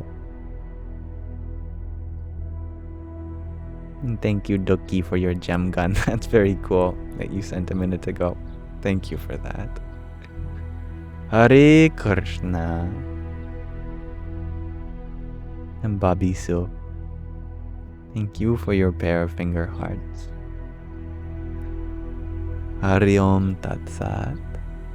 And thank you, Jessica, for your hanging lights. Jai Sitaram. And Duki, thank you for your quintet of tiny tinies and another 10 of them. Yippee! Thank you, Isabella, for your finger heart as well. And Duki, thank you for your rose too. And Tatmamasi, thank you for your pair of finger hearts.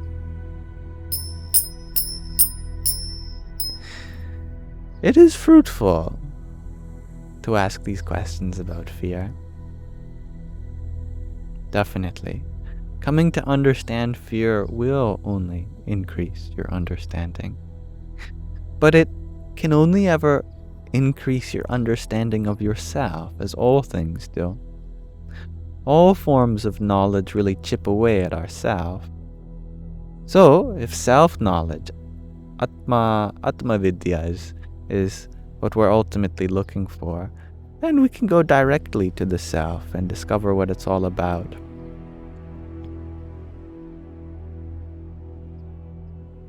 And I love that, Phoenix. I must not fear. Fear is the mind killer. Fear is the little death that brings total oblivion. It's beautiful. Tatvamasi, you share, and there's always a contradiction. For example, there's nothing to let go. Yes. That's why in the last few months I've come to appreciate that the difference between karma yoga and jnana yoga, union through action and union through knowledge, they are not different at all. If you behave as if you know something, then that knowledge begins to reveal it to you through your actions. What if I were to behave as if this fear did not affect me? What if I were to behave as though I were Atman? How does my action then shape my understanding? Because there are 3 levels of understanding in Vedanta. Shravana, the mere listening, that we can all do. We can all listen. And there's the manana, the intellectualization of it. We might intellectually understand the point, but how do we get to the final level of understanding? Nididhyasana. Making it practical. We make it practical by making it actionable. By acting on what our intelligence guides us. And then seeing the practicality in acting on that intellectual truth, it becomes a practical truth. We see the immediate effects of behaving in this true manner. And then that further deepens our ability to act in that way.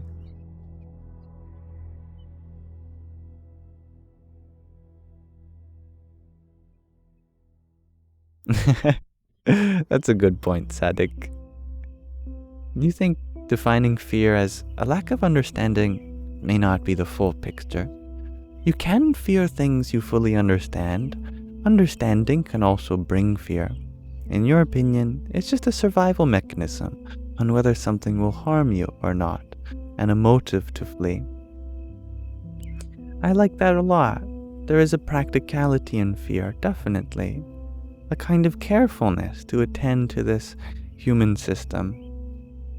Taking care of this body and mind is important, and fear definitely provides us an avenue to motivate us to take care of this body, this mind. That's very understandable. Indeed. There is something called Paravidya, higher knowledge or higher understanding, which is that nothing can truly harm you. And this is from where the point that fear arises from a lack of understanding. I see the truth in the points you bring up. But the higher truth of our self being beyond the body and mind means that when we come to understand that what we are is not affected by material or mental causes, then there is nothing to fear on a spiritual level. That if you are worried about something happening to you,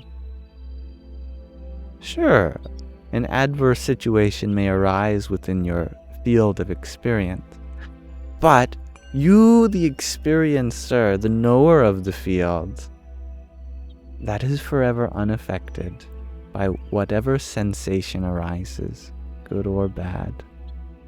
Acting on this point and intellectualizing this point, as we have discussed, completely different box of frogs might.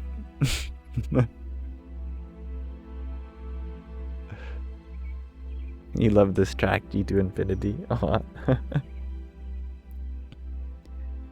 Thank you, Bob, for your quartet of team bracelets. Hari Om Tat Sat.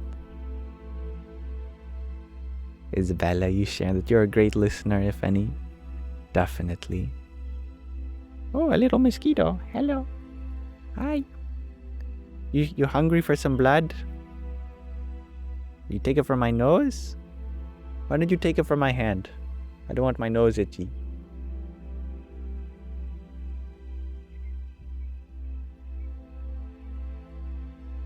He's thirsty. Just needs a little blood. Can you hear him drinking? That's him drinking.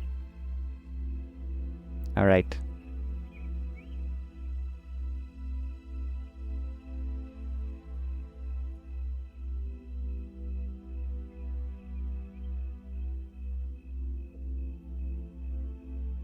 Lisa, you share that you have one fear, and that's of being unalive. And not unalive itself, but the unknown of becoming. I like that. Yeah. Death is the great equalizer, as they say. Because no one truly knows what awaits us. Definitely. I'm trying to think, are those crickets in real life or in the music? Now they stopped. Of course they stopped, right? As I took them out.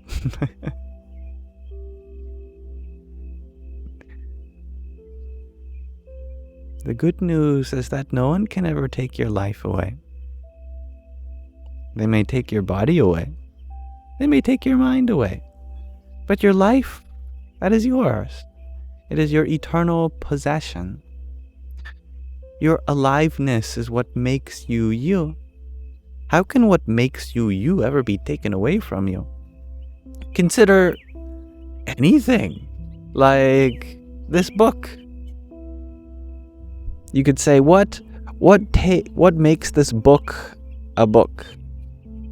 Well, having words to read, having paper for those words to be on, and a cover and binding that protects those pages. Okay, so if I take all of that away, what will be left? Well, nothing.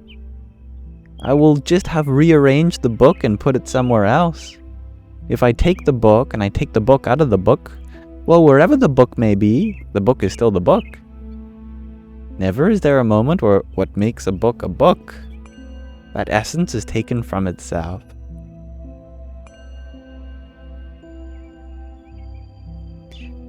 Similarly, your consciousness, being the very space of experience, how can you take away space itself? How can you be taken from yourself? Because wherever you will be taken, there you are.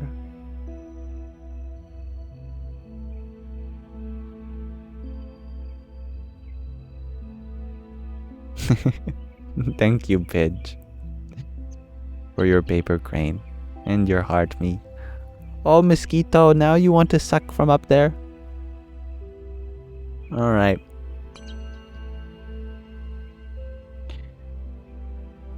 Thank you for your paper crane and heart me indeed.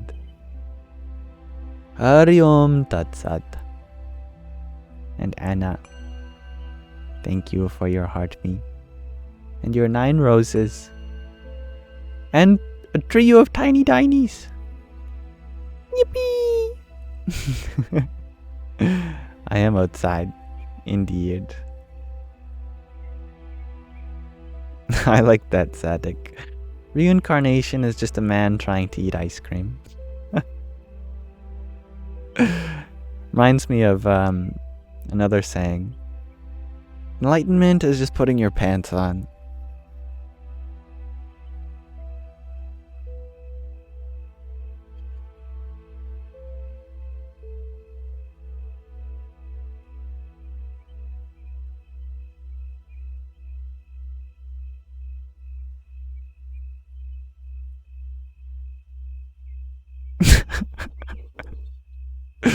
My goodness, where is this arisen from, faithful being? What if, when we die, there's just a fat guy sitting there eating ice cream, and he's embarrassed and kicks off a cliff back into a random body quickly?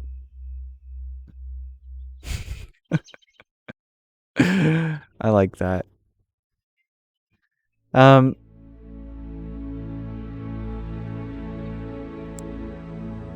I had a weird conversation many years ago with an actor friend of mine. Not famous actor, but he's an actor who plays and plays. He likes doing local plays and stuff. We were talking about like the final act of the universe. And we were imagine, let me set the scene. There's this idea that arises from time to time in Hinduism of 112 universes. That there will be, exactly, 112 universes. And that we are on the 84th universe. There will be 2 more universes that happen. The 113th, 114th. The 113th, it will be just nothingness forever. But the 114th, that will be the last universe. And it will be just everythingness forever. And so, I was playing with this idea with an actor friend of mine, and we were imagining the 114th universe as just like a still image of everyone that got to participate. Like in a movie where sometimes all the characters jump and then it freezes, and then it's like that forever.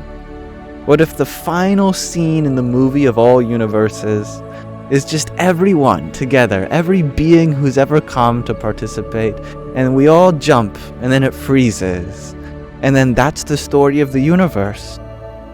It doesn't end, it just stays like that for eternity, where we're all just together. One last hurrah, we got to participate. And then, I don't know where this idea came from. My actor said, and then Steve Buscemi comes out clapping while everyone's frozen. And he is God. And Steve Buscemi, as God, was truly the only actor all along who got to play each one of us. But Steve Buscemi is such a good actor, such a method actor, that even he forgot that he was playing all of us in this universe. And so it ends with Steve Buscemi just clapping to himself. Doesn't this give rise to a kind of emotion within you? Feels deep, doesn't it? Even though we just made it up. We are truly the creators of meaning, just trying to find vessels, stories that bring out the deepest meaning. And it is within that meaning that we find truth, that we find high vibrations, realizations, the things, subjects that we might not have ever thought about if we didn't explore.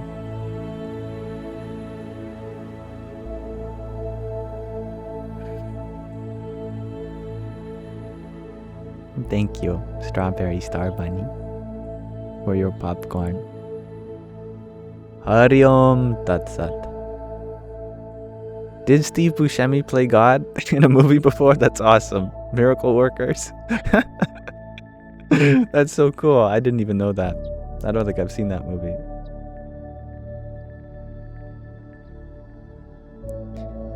Thank you, Spiritual Vibes, for your heart me.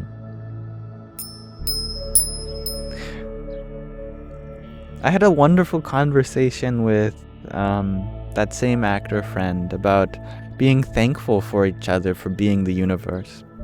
We went on for like an hour thanking each other for being various parts of the universe. Because if we are the universe, well, then I have to thank you. Thank you for being Oprah Winfrey. Thank you for being Steve Buscemi. Thank you for being all those princes of Nigeria. Thank you for being Albert Einstein. Thank you for being the trees, all the cats. Thank you for being the concept of love and love itself.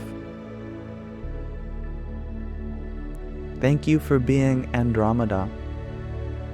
Thank you for being the electron. Thank you for being history, humanity, humility. Thank you for being the darkness of space. Thank you for being the field of applied engineering. Thank you for being overripe bananas. Thank you for being gravity.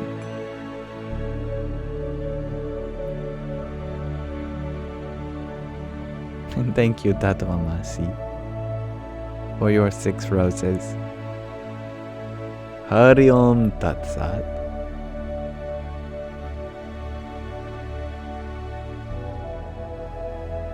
And you share Oprah was just accused of something I probably shouldn't laugh about.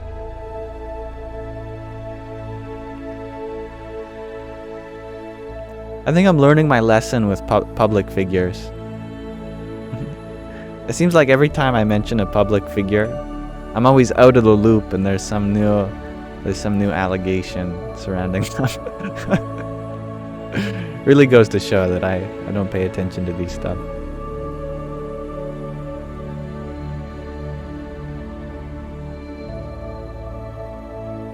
Faithful being, you share that Steve Buscemi dream actually is like the end of Evangelion, the anime, 1-to-1 almost.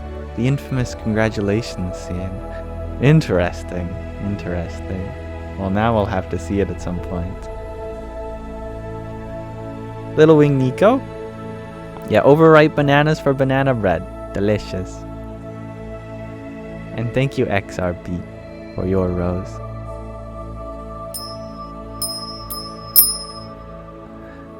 You share that you just saw a video about Ascension symptoms. Do I have any thoughts on this, please? Sure, definitely. Ascension? Well, into what? Ascension from our materially identified world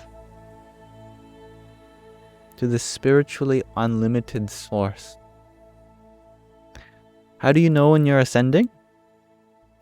Well, you're dropping your limitations. What used to limit us? Anger, greed, envy, fear, impatience, jealousy, these sorts of things. You know you're living in the material world when you're experiencing these things. In the spiritual plane, you know you've ascended when you're full of love, patience, compassion, understanding, hope, faith. The more you are becoming happy, peaceful, blissful, then you definitely are deepening on the spiritual path, because the fruit of so much work is becoming available to you.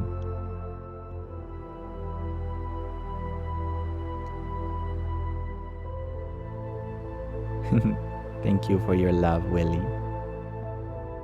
I love you too. And thank you, Sattvic, for your ginger man. Not a brunette man. Not a blonde man, a ginger man. You had also asked, do I think the 7 deadly sins are sufficient to encapsulate types of human suffering? There will always be edge cases. No matter how we draw the lines on the infinite plane of suffering, there will always be things that seem to fall into more than one category, or outside of all of them. All models are models. They have limitations, but they also have use cases. It can be very helpful to identify various kinds of ailments, both mental and physical. Even though they all exist on spectrums, there's only spectrums. Everything is on a spectrum. Still, we may draw boundaries around regions of those spectra for the sake of understanding what part of the spectrum we are on. But everything changes, everything moves, boundaries have their limitations, and there are always edge cases.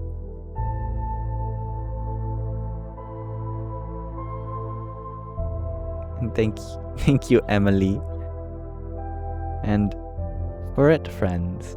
For a friend. For a friend. I don't know. Thank you, Emily, for your finger heart. Here's one for you too. Jai Shri Krishna. Happy Pride Month. Hot pagi. It's beautiful, Sattvic. Yeah. You could talk about the secret 8th deadly sin. And there'd probably be meaning in that. I don't know what it is. You'd have to lead up to that in your writings. That'd be fun. There are always going to be different ways of classifying things.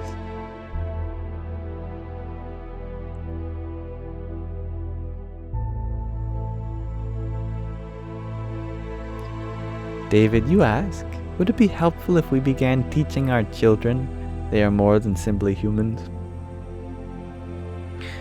No, we need the children to teach us that.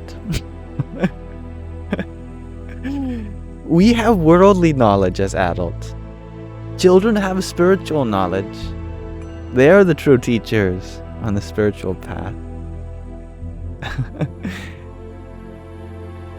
It would be helpful if we began letting children to teach us how we are more than simply humans.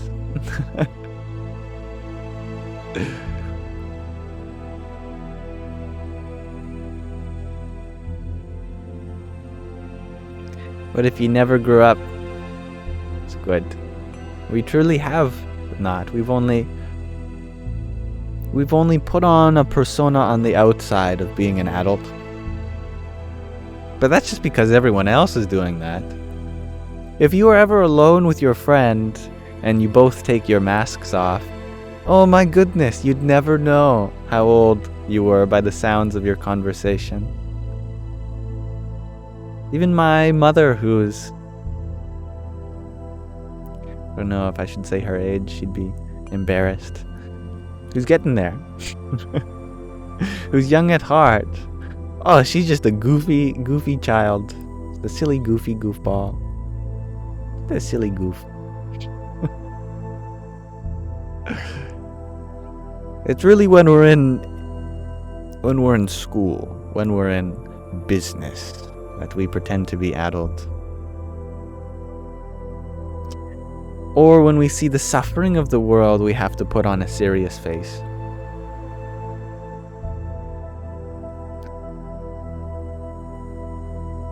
But by coming to understand how that inner child is not an inner child at all, it is you. We speak about it as though it's not us, and that's one of the very reasons that our childhood is suppressed. We talk about our inner child as if it's something not here. It's somewhere. It's inside. No. You are the inner child. Right now. Your inner child radiates always. Your ever freshness, ever youthfulness, that is the light of your own consciousness illuminating this whole world. Exactly, Gobs. We make it an inner child. It doesn't have to be. Let it be an outer child.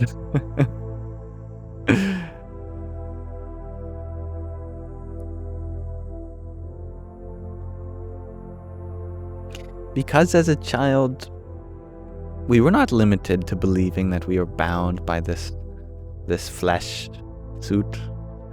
We imagined ourselves as superheroes, or as animals, or astronauts, aliens.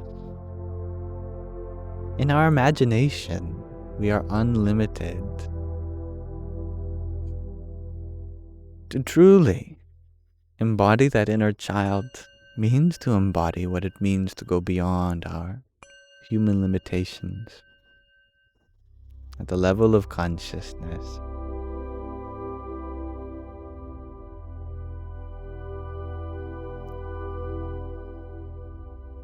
Thank you, Marcy, for your finger heart. There is one for you. Hari Om Tat Sat. Liz, thank you for your heart me. Jai Sita Ram. And Isabella, thank you for your tiny. Yippee! And thank you, Drea, for your heart me too. And thank you, Luna, for your rose. Radhe, Radhe. There is a little breeze coming in now, Tatwamasi. And Isabella, thank you for your fire. Thank you, Nonya, for your heart me and team bracelet too. Jai Hanumanji and Trabdako, thank you for your ice cream cone. Sattvic, you share, it's like how people think their brain is a part of them, not just their sense of self being part of a mind. Indeed, we often talk about ourselves as though we are the brain, but we are so much more than a brain. The mind doesn't even exist in the brain. It exists in the heart. That's why we always point there to ourselves. I love you. I am sorry. The I is right here in the heart.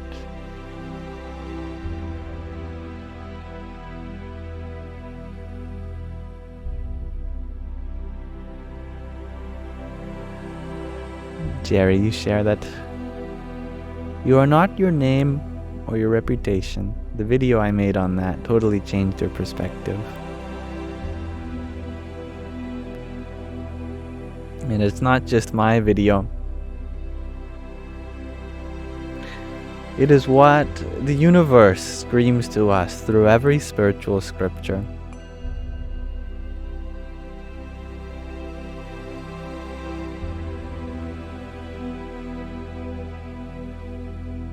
Thou art not this abode of flesh and bones, which sleep, decayeth, and die. Thou art immortal consciousness, Lord of the earth and skies.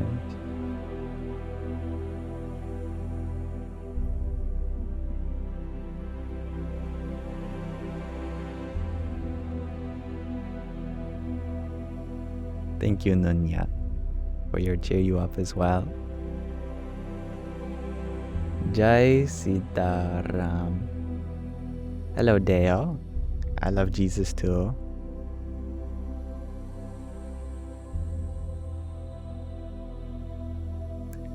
Volimkex, you ask, what are some interesting math books? I don't know. I've never read any math books. Books have never been my forte. I love watching videos. I think almost everything I learn comes through videos.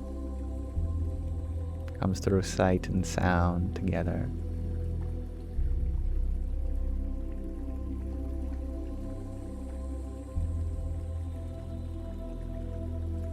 Saxon, you ask, why do you feel trapped in your head?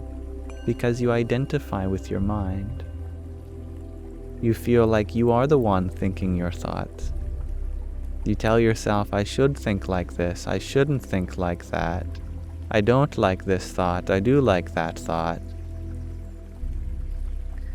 But thoughts are just a menu that arises.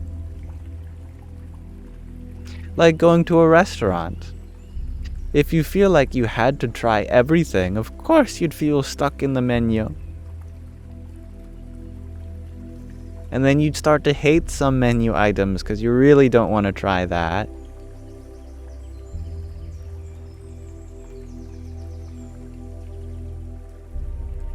So thoughts are normal. Thoughts are normal indeed. But you are not the one thinking. You are the one that listens to the thought and then chooses to act on them or not. The next time you hear a thought and it says, let's say, I'm so stupid, who is this I? Because it's not you. It sounds like it's you because it's saying I. But at the same time, if I was really close to you and I kept saying to you, I'm so stupid, I'm so stupid, I'm so stupid, even though I'm talking about myself, you might start feeling like you are the one being called stupid. Because if constantly the words keep appearing to you, I am stupid, you will start to identify with that I.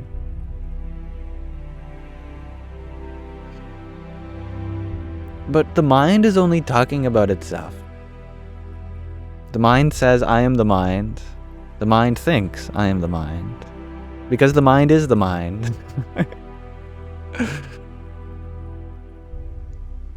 Many people come to me and they say, I think I'm the mind. Well, yeah. From where that thought has arisen, that is indeed the mind. But the true self, which can never speak for itself, only listen, that true self is forever beyond the mind, as the witness, the watcher. You are not in the mind. The mind is in the mind. But your sense of self has been put in the mind. It's time to withdraw that sense of self and you will be free. How do we do this? By recognizing that each thought is only a choice that we can choose to engage in. Having negative thoughts does not mean that you are the one negative. Actually, the difference between happy people and unhappy people is not in their mind. Because an unhappy person, they could have 99 happy thoughts and one unhappy thought, and yet they choose to identify with that. But a happy person, they may have 99 unhappy thoughts, but just one happy thought, and they choose to identify with that instead. If a thought arises, and it is not conducive to love, you don't have to do anything with that thought. It is just there. It is an experience of the senses. Like if you walk by a car, that doesn't mean it's necessarily yours. If a car drives past, does that mean you are driving the car?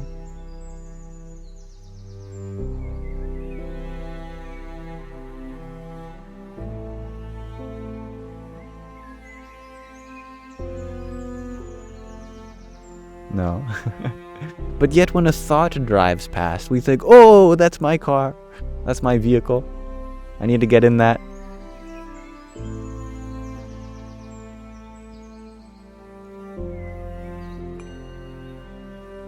You're going to think about this later, says Isabella. Who is doing the thinking? I am going to think.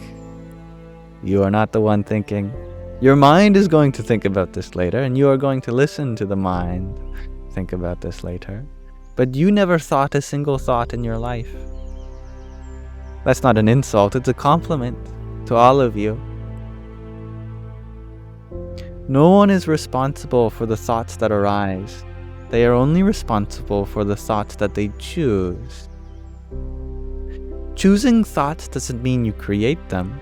It means of the ones available in this moment, you give energy to those which fulfills your best interests, your higher values, your virtues.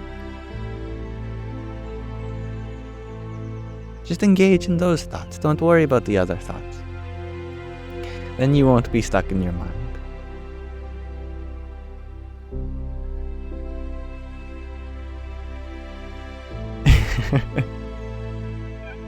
Your thoughts be thinking thoughts.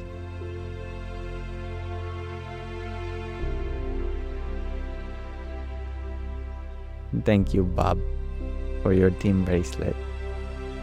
And thank you, Cryptic, for your heart me. Radhe oh Radhe. And Willie, thank you for your applause. And thank you, Lorena, for your heart me. Hare Krishna.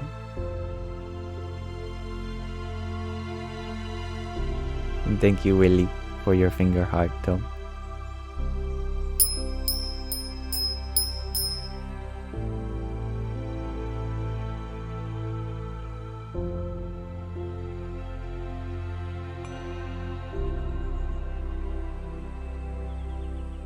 Sattvic, you are having a lovely conversation with Bubbles. I like this. Happy to see that.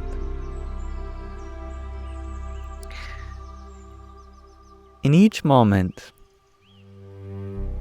there are two perspectives that one may take: the outside in or the inside out.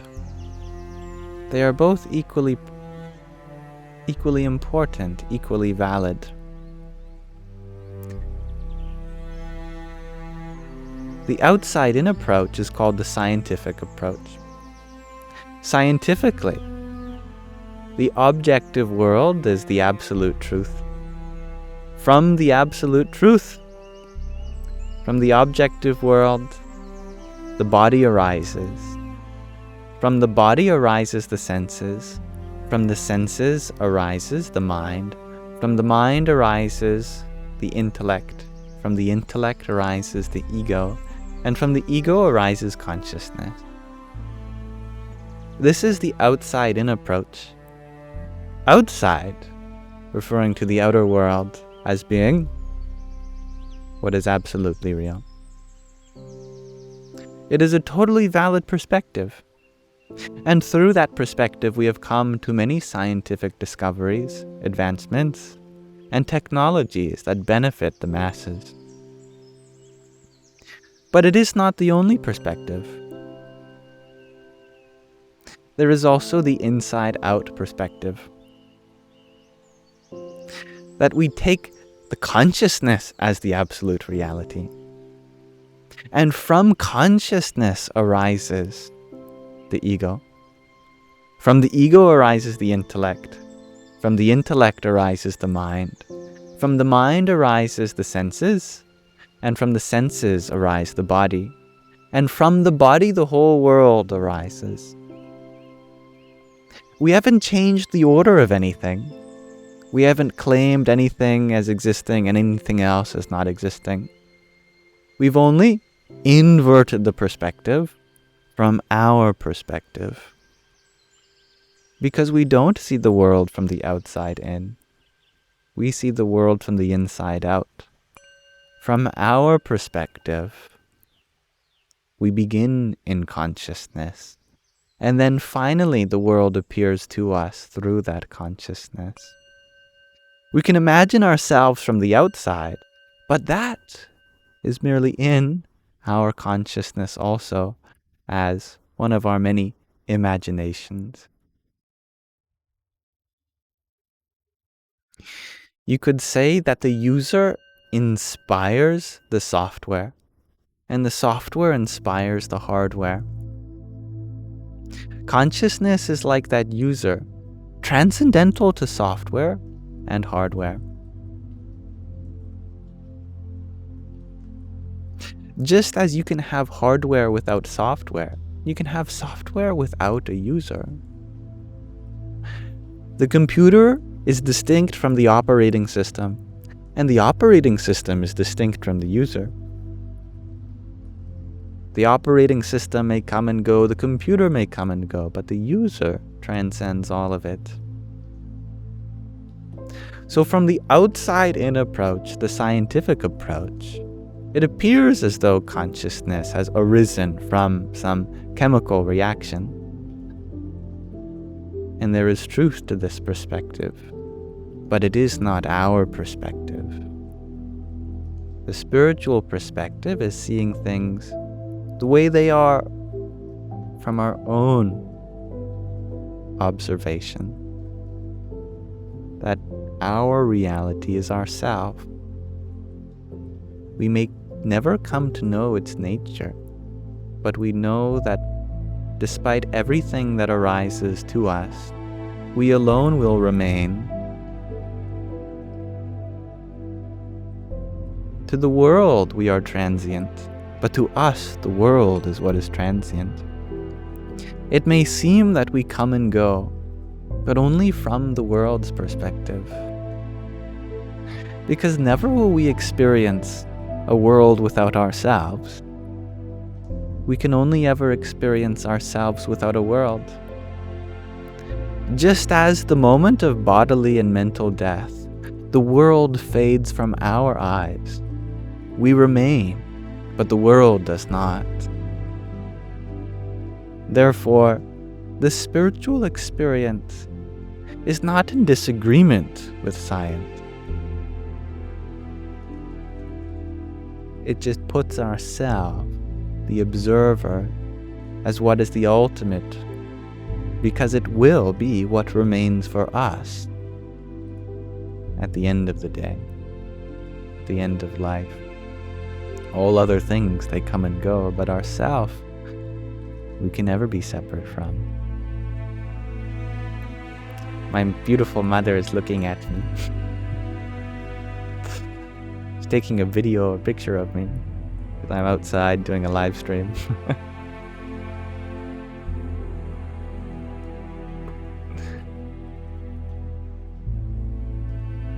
Hello. Good. Good. You may say hi. Mm-hmm.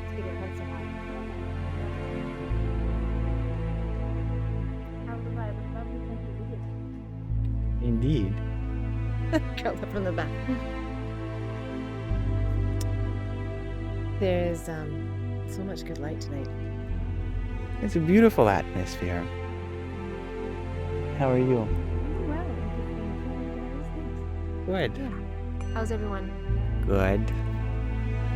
Hi. People are saying hello. Hello. It's nice to see you. Yama. Yeah, I've never seen that before. I like that one. Aw, thank you. Well, many blessings. I'm going back in. Okay. Like maybe. I love you. Take care, everyone. May good things happen today. Good night, America. Goodbye. It's Mataji in real life.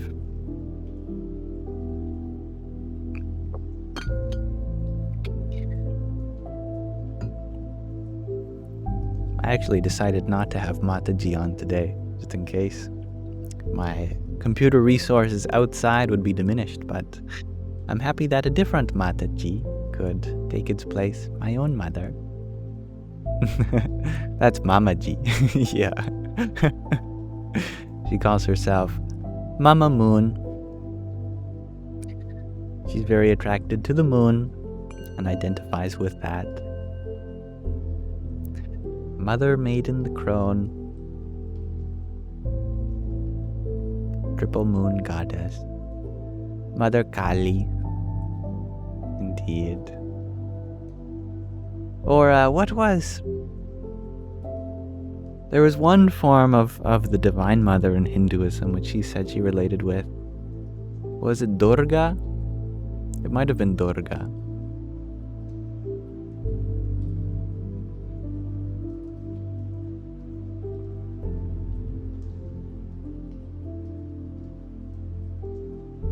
That's funny, Feral Mermaid. I look like I asked for consent before I kiss you. I have always done that, because my mother has taught me so. Even holding their hand, I would ask, can I hold your hand? May I kiss you? Because you never know what's off limits. You never know their boundaries until you ask.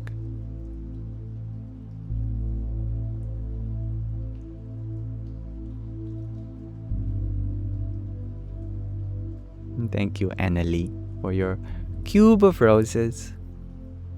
A 3x3x3 cube. Also happens to be a tetration. 3 tetrated twice. Thank you. And thank you, Isabella, for your half-dozen roses. And thank you, Inevitable, for your trio of roses also. Radhe, Radhe. Thank you for sharing your blessings to my Mama Yam, Inevitable. I will pass them on for you. Bubbles, you ask a personal question. How old is she? Well, I don't know if I know. Let's see. She's born in 1972. You can do the math. I'm too lazy to.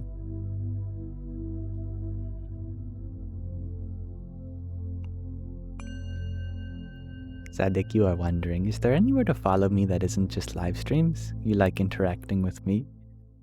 Well, if you ever want to send a message, I have many other platforms on Instagram or Telegram or WhatsApp. Those are all linked in the link tree in my bio. My inboxes are always open with the exception of this one here. Has this banner even been working? There's supposed to be a banner up here that's moving, explaining how there have been scammers on here that have been rampant, messaging people. Oh yeah, it is working. It's just having a little break, having a snooze on the job. Come on. I pay this banner to do one job. I'm just kidding. It doesn't cost me anything. But the impersonators, oh, they can cost you all if you're not careful. If ever I offer any service, if I message you out of the blue saying, hey, I need some money, it's not me. Don't worry, I'm very cared for in the money department, so I definitely will not ask for payment for a service ever. So that is why I don't message here. But in my email, on Instagram, anywhere else, you are welcome to send me a message. Definitely. Thank you, Bob, for your quintet of roses. Radhe, Radhe. And Catherine, thank you for your paper crane. Jai Sitaram. Priscilla, I'm so happy to have you back. You were brave enough to come back. You know, Priscilla, she was so scared of coming back because the comments can be overwhelming sometimes. I'm putting you on the spot. I know it takes a lot to come here, especially when we are in a place with unpredictable users and what messages they have to share here. So please give some love to Priscilla Limatero, so that she feels accepted here and knows that this is a space full of love and acceptance.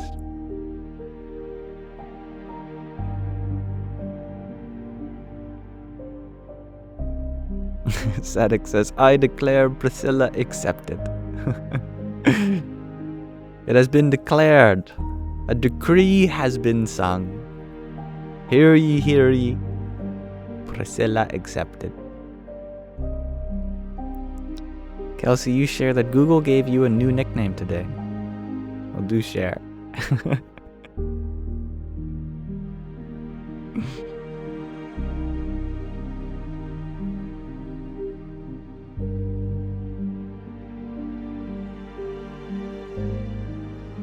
You're very welcome. And no, you are not an impersonator. You do tarot with your own identity, which is respectable. I don't get it. There are all these tarot readers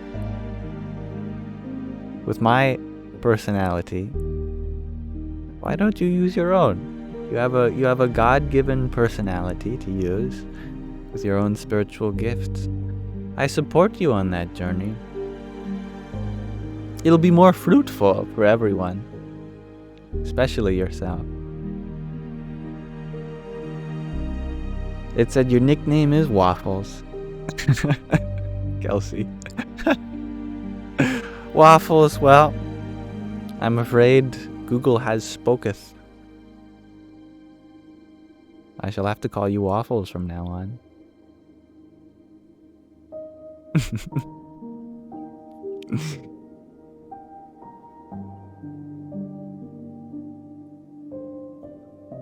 Ah yes, you got work, Sky Guardian. Alright. I know that sleep is often difficult for you. So I hope to have a moment where we can direct our prayers to your rest tonight. You do a lot of work for everyone here, and clipping out the readings and meditations and providing so many wonderful books for us to read, as well as uploading them on various places. You definitely deserve rest.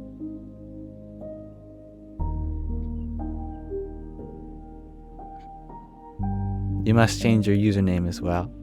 Yeah, keep your name, but add Waffles at the end. Kelsey Ann Waffles. I like that. It's a nice full name.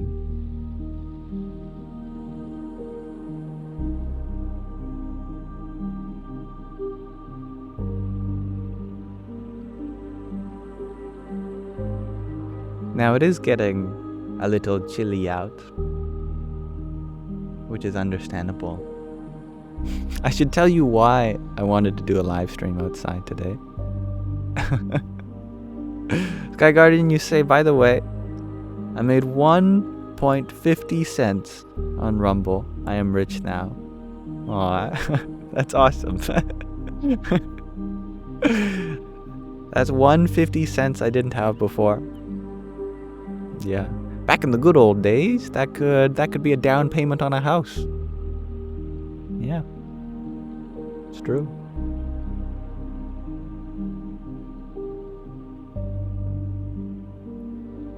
What I was going to say is today I woke up at 4 p.m. and I thought, oh man, I'm not going to get to be outside today because I love being in the sun. So I thought, screw it. I'm going to do whatever it takes to do a live stream outside today so I can spend the day outside. And I think it's worked out well. Surprisingly, no lawnmowers have come. Fancy that. That's a miracle. Not a single neighbor mowing their lawn on a beautiful day today. I am certainly blessed.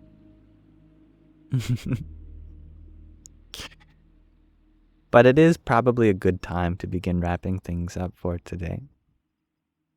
But not before we have a few segments to go through together. You know I'm getting bigger when you can see the buttons on my shirt buckling like that.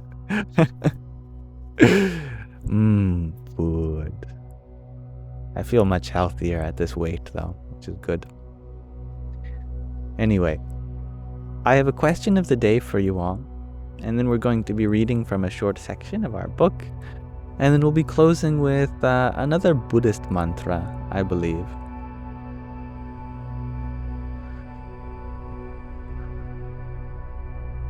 Thank you, Elliot. I'm happy you find peacefulness here in this space, in my voice. That is definitely my intention to imbue whatever peace I have and share it with you. So my question of the day today, how do you forgive yourself? If we can't do that, how can we truly advance on the spiritual path? Nay, on any path, whatever it may be, forgiveness is a necessity.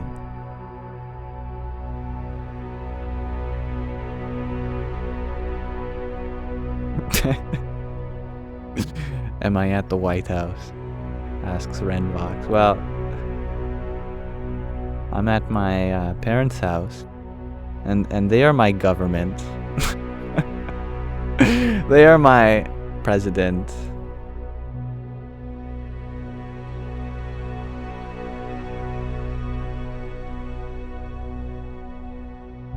April, you share. Let go of guilt.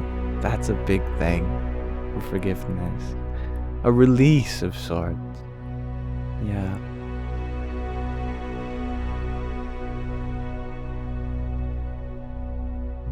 And Sky Guardian, you share. Well, Jim tells you, do you want the karmas to belong to you? I love that. That's very practical. Do I want the karmas to belong to me? Hell no.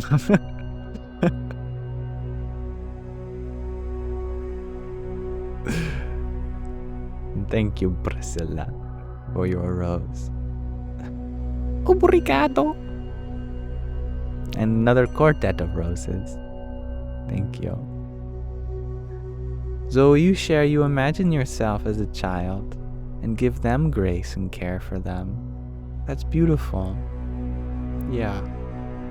Yeah, we are just babies, but with bigger bodies now. And we finally figured out how to speak properly. And now we know the names for lots of things around us and how they work a little bit. But same baby consciousness, just with a grown-up body, grown-up personality.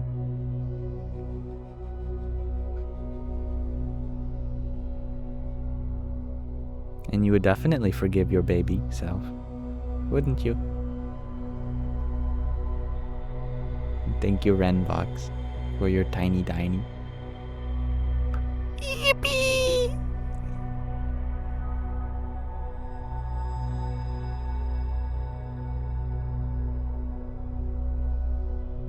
You know, I'm sometimes concerned what my neighbors think of me when I'm out here doing this kind of stuff. Every now and then, I just hear a yippee from over the hedge.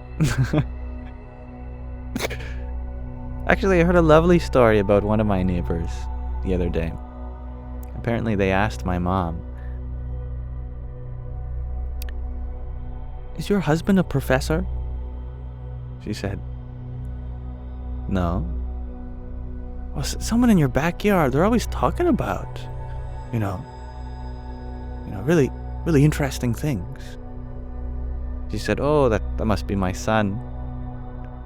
He said, "Oh, is your son a professor?" Mom said, "No." He's just like that. I take this as a compliment.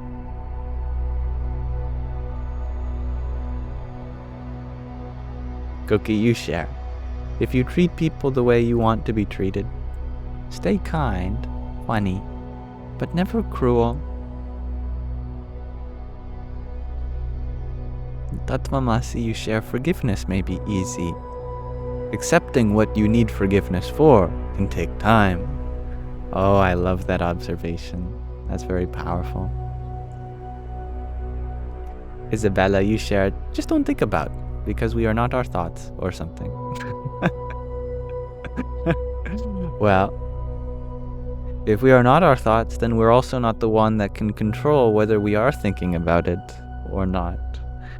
But we can choose the right thought to bring about a sense of forgiveness within us. But you are a good listener. Bubbles, you share self-forgiveness. Nothing to be done about changing what happened. No sense worrying. Be better now. And my storage space is running out. Oh, does that mean I actually do have Mataji running? No, you lied to me. Wait, is she there in sound though? Mataji, can you hear us?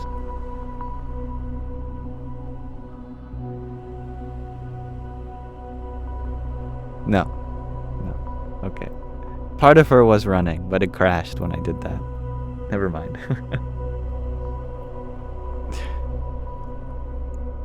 Chrysalis Tarot, you share. You forgive yourself by being aware that you're always trying your best in any circumstance. Indeed.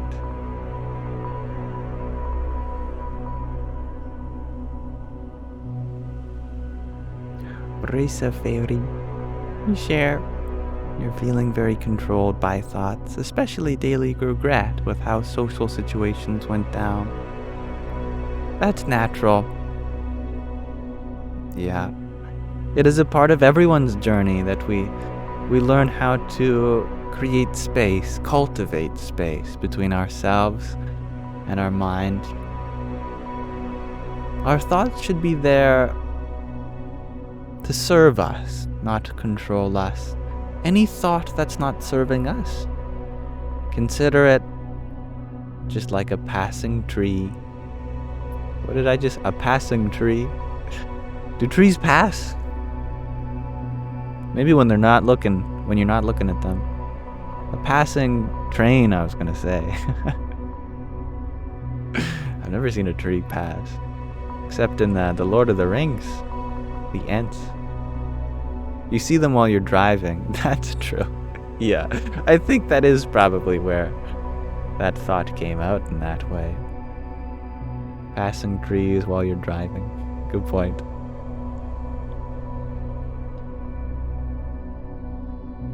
Sky Guardian, you share. So the new playlist will be surprise guests. Like my mother. Or Sandy and Shadow. That's fun.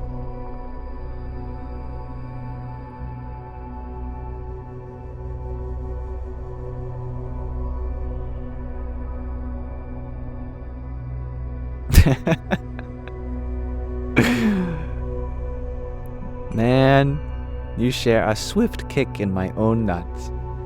Man, that's a very humbling experience, that's for sure.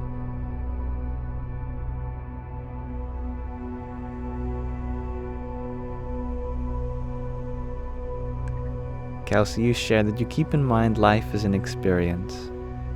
To have, not a problem to solve. To have, not a problem to solve. Yes. Life is an experience to have. Do you feel like this present moment is an obstacle? Why are you fighting with your own life? No need to fight with the present moment. It's not your enemy, it's your best friend. And it's sad because it knows that you're its friend, but you don't know that you're its friend. It's sad because you think present moment is your enemy, but present moment loves you. Present moment always loves you.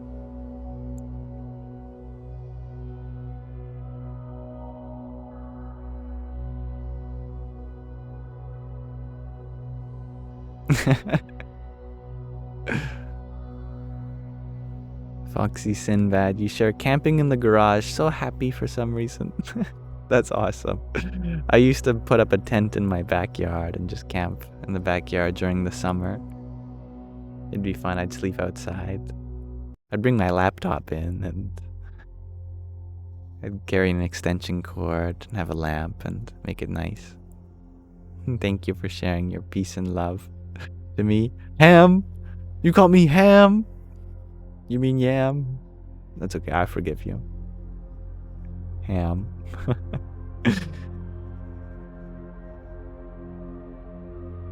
Oh, the moon. I love the moon. Thank you, Moonflower Magic, for your heartmeat. Radhe or Radhe. Thank you, Man, for your heartmeat too. And Joanna, thank you for your 10 roses. Jai Sitaram. And Chrysalis, thank you for your rose. Jai Hanumanji. The moon, can't say anything. The moon is beautiful. I was gonna say the moon is beautiful. The moon, so beautiful. I love the moon.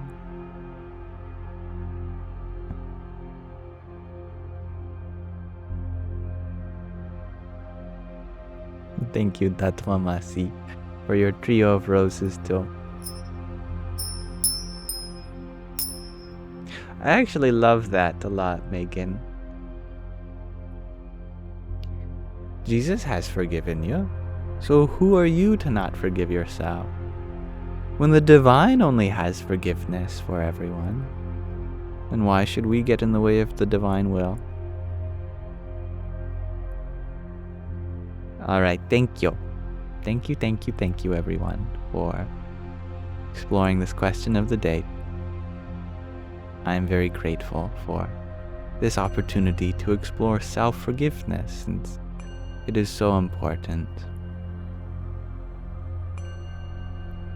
Thank you, Moonflower Magic, for your 18 roses too. Radhe Radhe.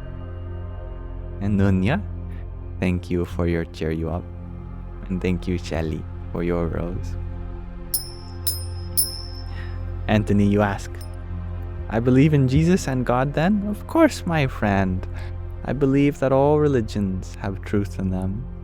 And therefore, I'm so honored to have a community with fellow Christians, Buddhists, Hindus, Jews, Muslims, all getting along. I love the interfaith dialogue and the cultural appreciation between everything and everyone. There is only God. It's not that there is one God, that there is only God. God is the only truth. And everything is an expression of that one truth. So before we end today's Sangha, I would like to read from another book. Today we are reading In Love, at Ease, Everyday Spirituality with Pramukh Swami Maharaj. He was a Hindu, specifically a branch of Hinduism that is devoted to Swami Narayan, who was a great being that lived in the 19th century, the turn of the 19th century. One of the most interesting parts of Hinduism in my experience is that there's a rich variety of gods, and it's all the one God. It's not a polytheism, technically. It's actually a monotheism. There's just one God, but God comes almost every day to them in a new form. In India, God's walking around somewhere at all times. They never feel like God has left them. And in the 19th century, there was Swami Narayan. But this book actually isn't about Hinduism. It's not about Swami Narayan, nor is it really about the personal life of Pramukh Swami, who was a guru in this lineage. It's about his love. It's about how he was in love and at ease with everything. And I think we all can learn from that. I will be the first to tell you that Swamishri did not think twice before sharing a genuine, heartfelt apology. I have already shared 2 incidents where Swamishri apologized to me. And, as my unfortunate foolishness would have it, there were others as well. Apologizing to a 5-year-old boy can be seen as an act of kindness. But to apologize to adults when they are abusive and you have done nothing wrong is the quintessential act of being eyeless. In 1987, Swamishri was on a pilgrimage to the major sacred sites in northern India, and specifically in the Himalayan range. More than 400 sadhus and bhaktas, monks and devotees, were traveling with Swamishri to visit the various mandirs and ashrams visited by Bhagwan Swami Narayan 200 years ago.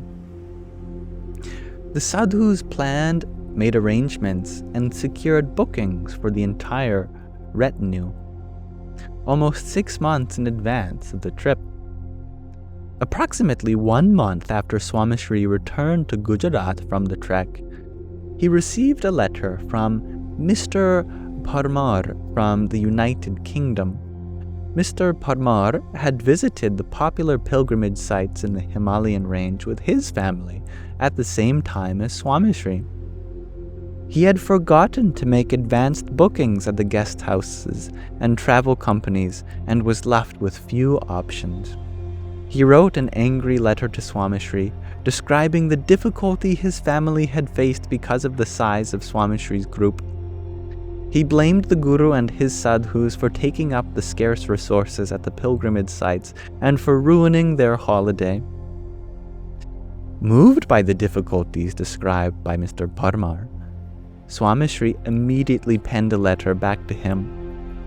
In the letter, Swamishri profusely apologized for the problems faced by the Parmar family and wrote, "I wish that you had come to us during your trip. I personally would have arranged for your accommodations. I would have given you our rooms and made sure that your family was comfortable. I truly apologize and would be honored to make it up to you in the future." Swamishri and the sadhus made reservations and even organized a pilot tour months in advance. Conversely, Mr. Parmar should have booked in advance, especially since it is well known that large groups are common at pilgrimage sites in India. For most, if not all, reading this incident, there was nothing Swamishri could have done differently. Mr. Parmar was probably never going to meet Swamishri again, and he had never done anything to help the Guru and his community. Yet, Swamishri sent an apology with an offer to make things right. Swamishri's earliest personal attendants, Dev Charandas Swami, Pragat Bhagat, Gyan Priyadas Swami. They all recall how Swamishri's apologies flowed like the river Ganga. He would be the first to apologize to his attendants even after they had erred. Dev Charandas Swami recalled how he once gave into the desire of the bhaktas to feed Swamishri mango pulp and force it into the Guru's patar. Swamishri's calm gesture and vocal no turned into a yell. "I have told you not to force me while I am eating.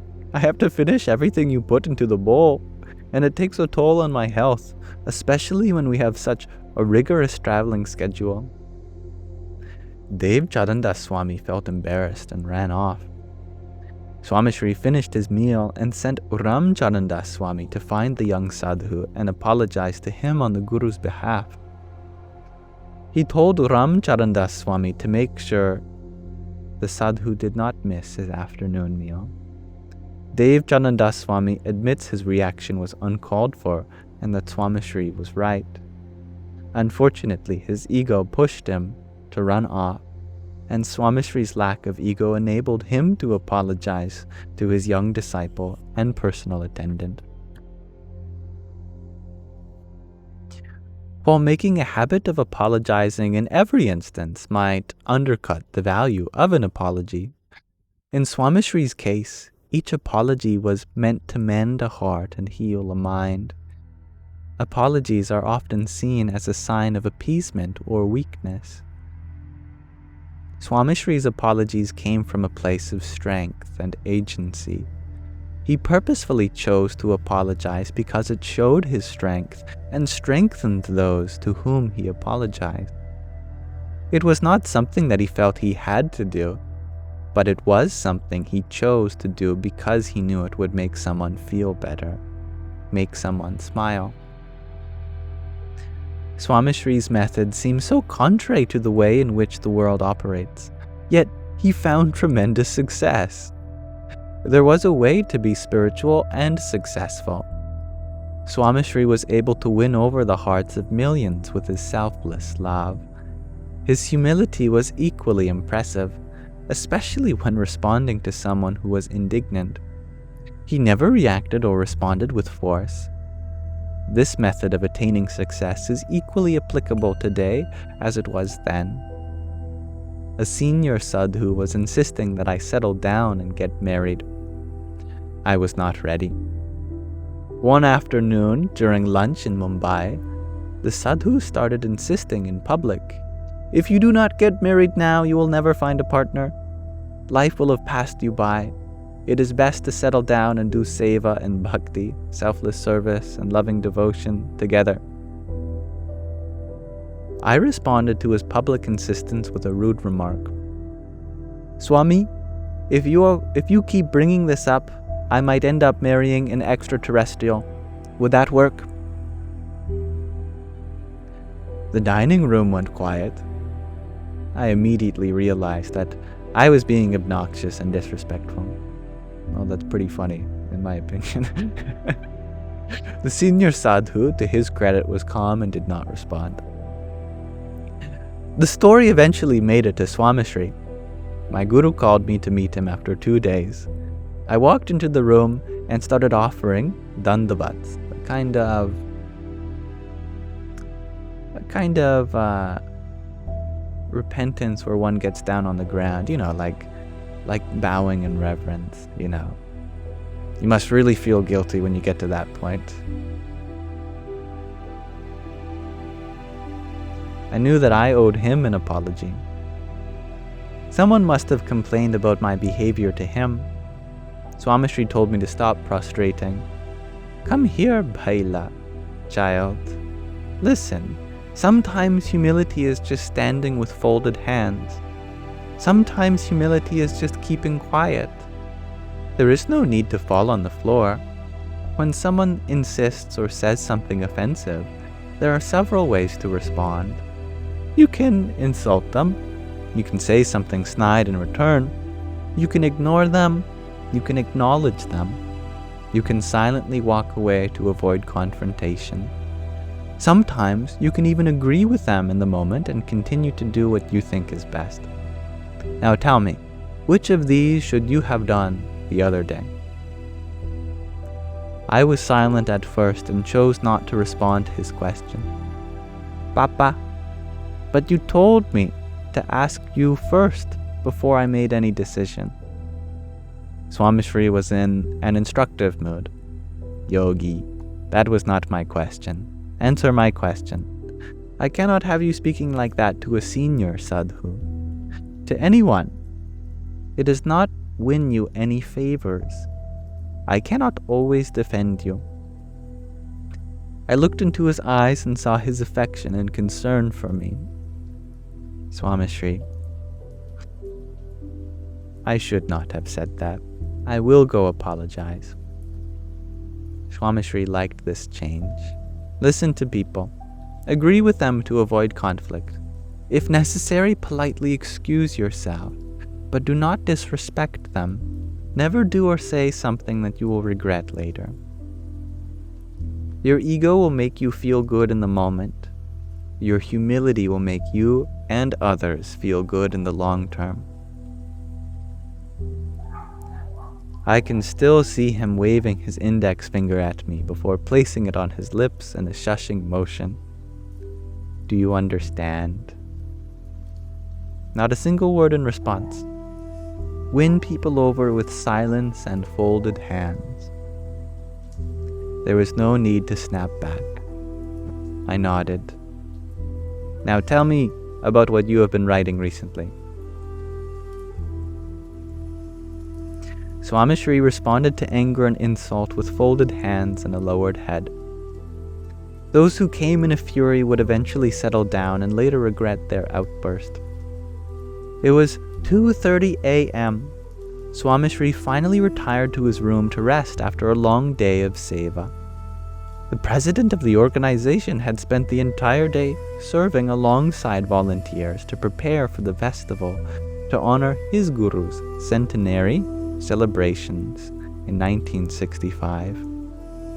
Swamishri was excited, and it showed from his commitment to detail. Swamishri had just turned on his side to sleep when there was a loud bang on the door. The banging continued and was followed by the angry shouts of a middle-aged man. The sadhus were furious. Swamishri tamed their anger and asked them to open the door. The door flung open and a barrage of insults poured in. Where is Pramukh Swami? What kind of event have you organized here? I do not have an extra pillow or mattress to sleep on. Why do you bother inviting us if you cannot meet our expectations? The man was enraged. Swamishri stood up with folded hands and apologized. He turned around and picked up his mattress and pillow. He handed it to the man and said, Here, please, take this. I hope you get some rest. Before the attendants could protest, Swamishri walked the man out of his room and towards the accommodations. Several years later, that bhakta realized his mistake and asked Swamishri to forgive him. For what? Swamishri asked.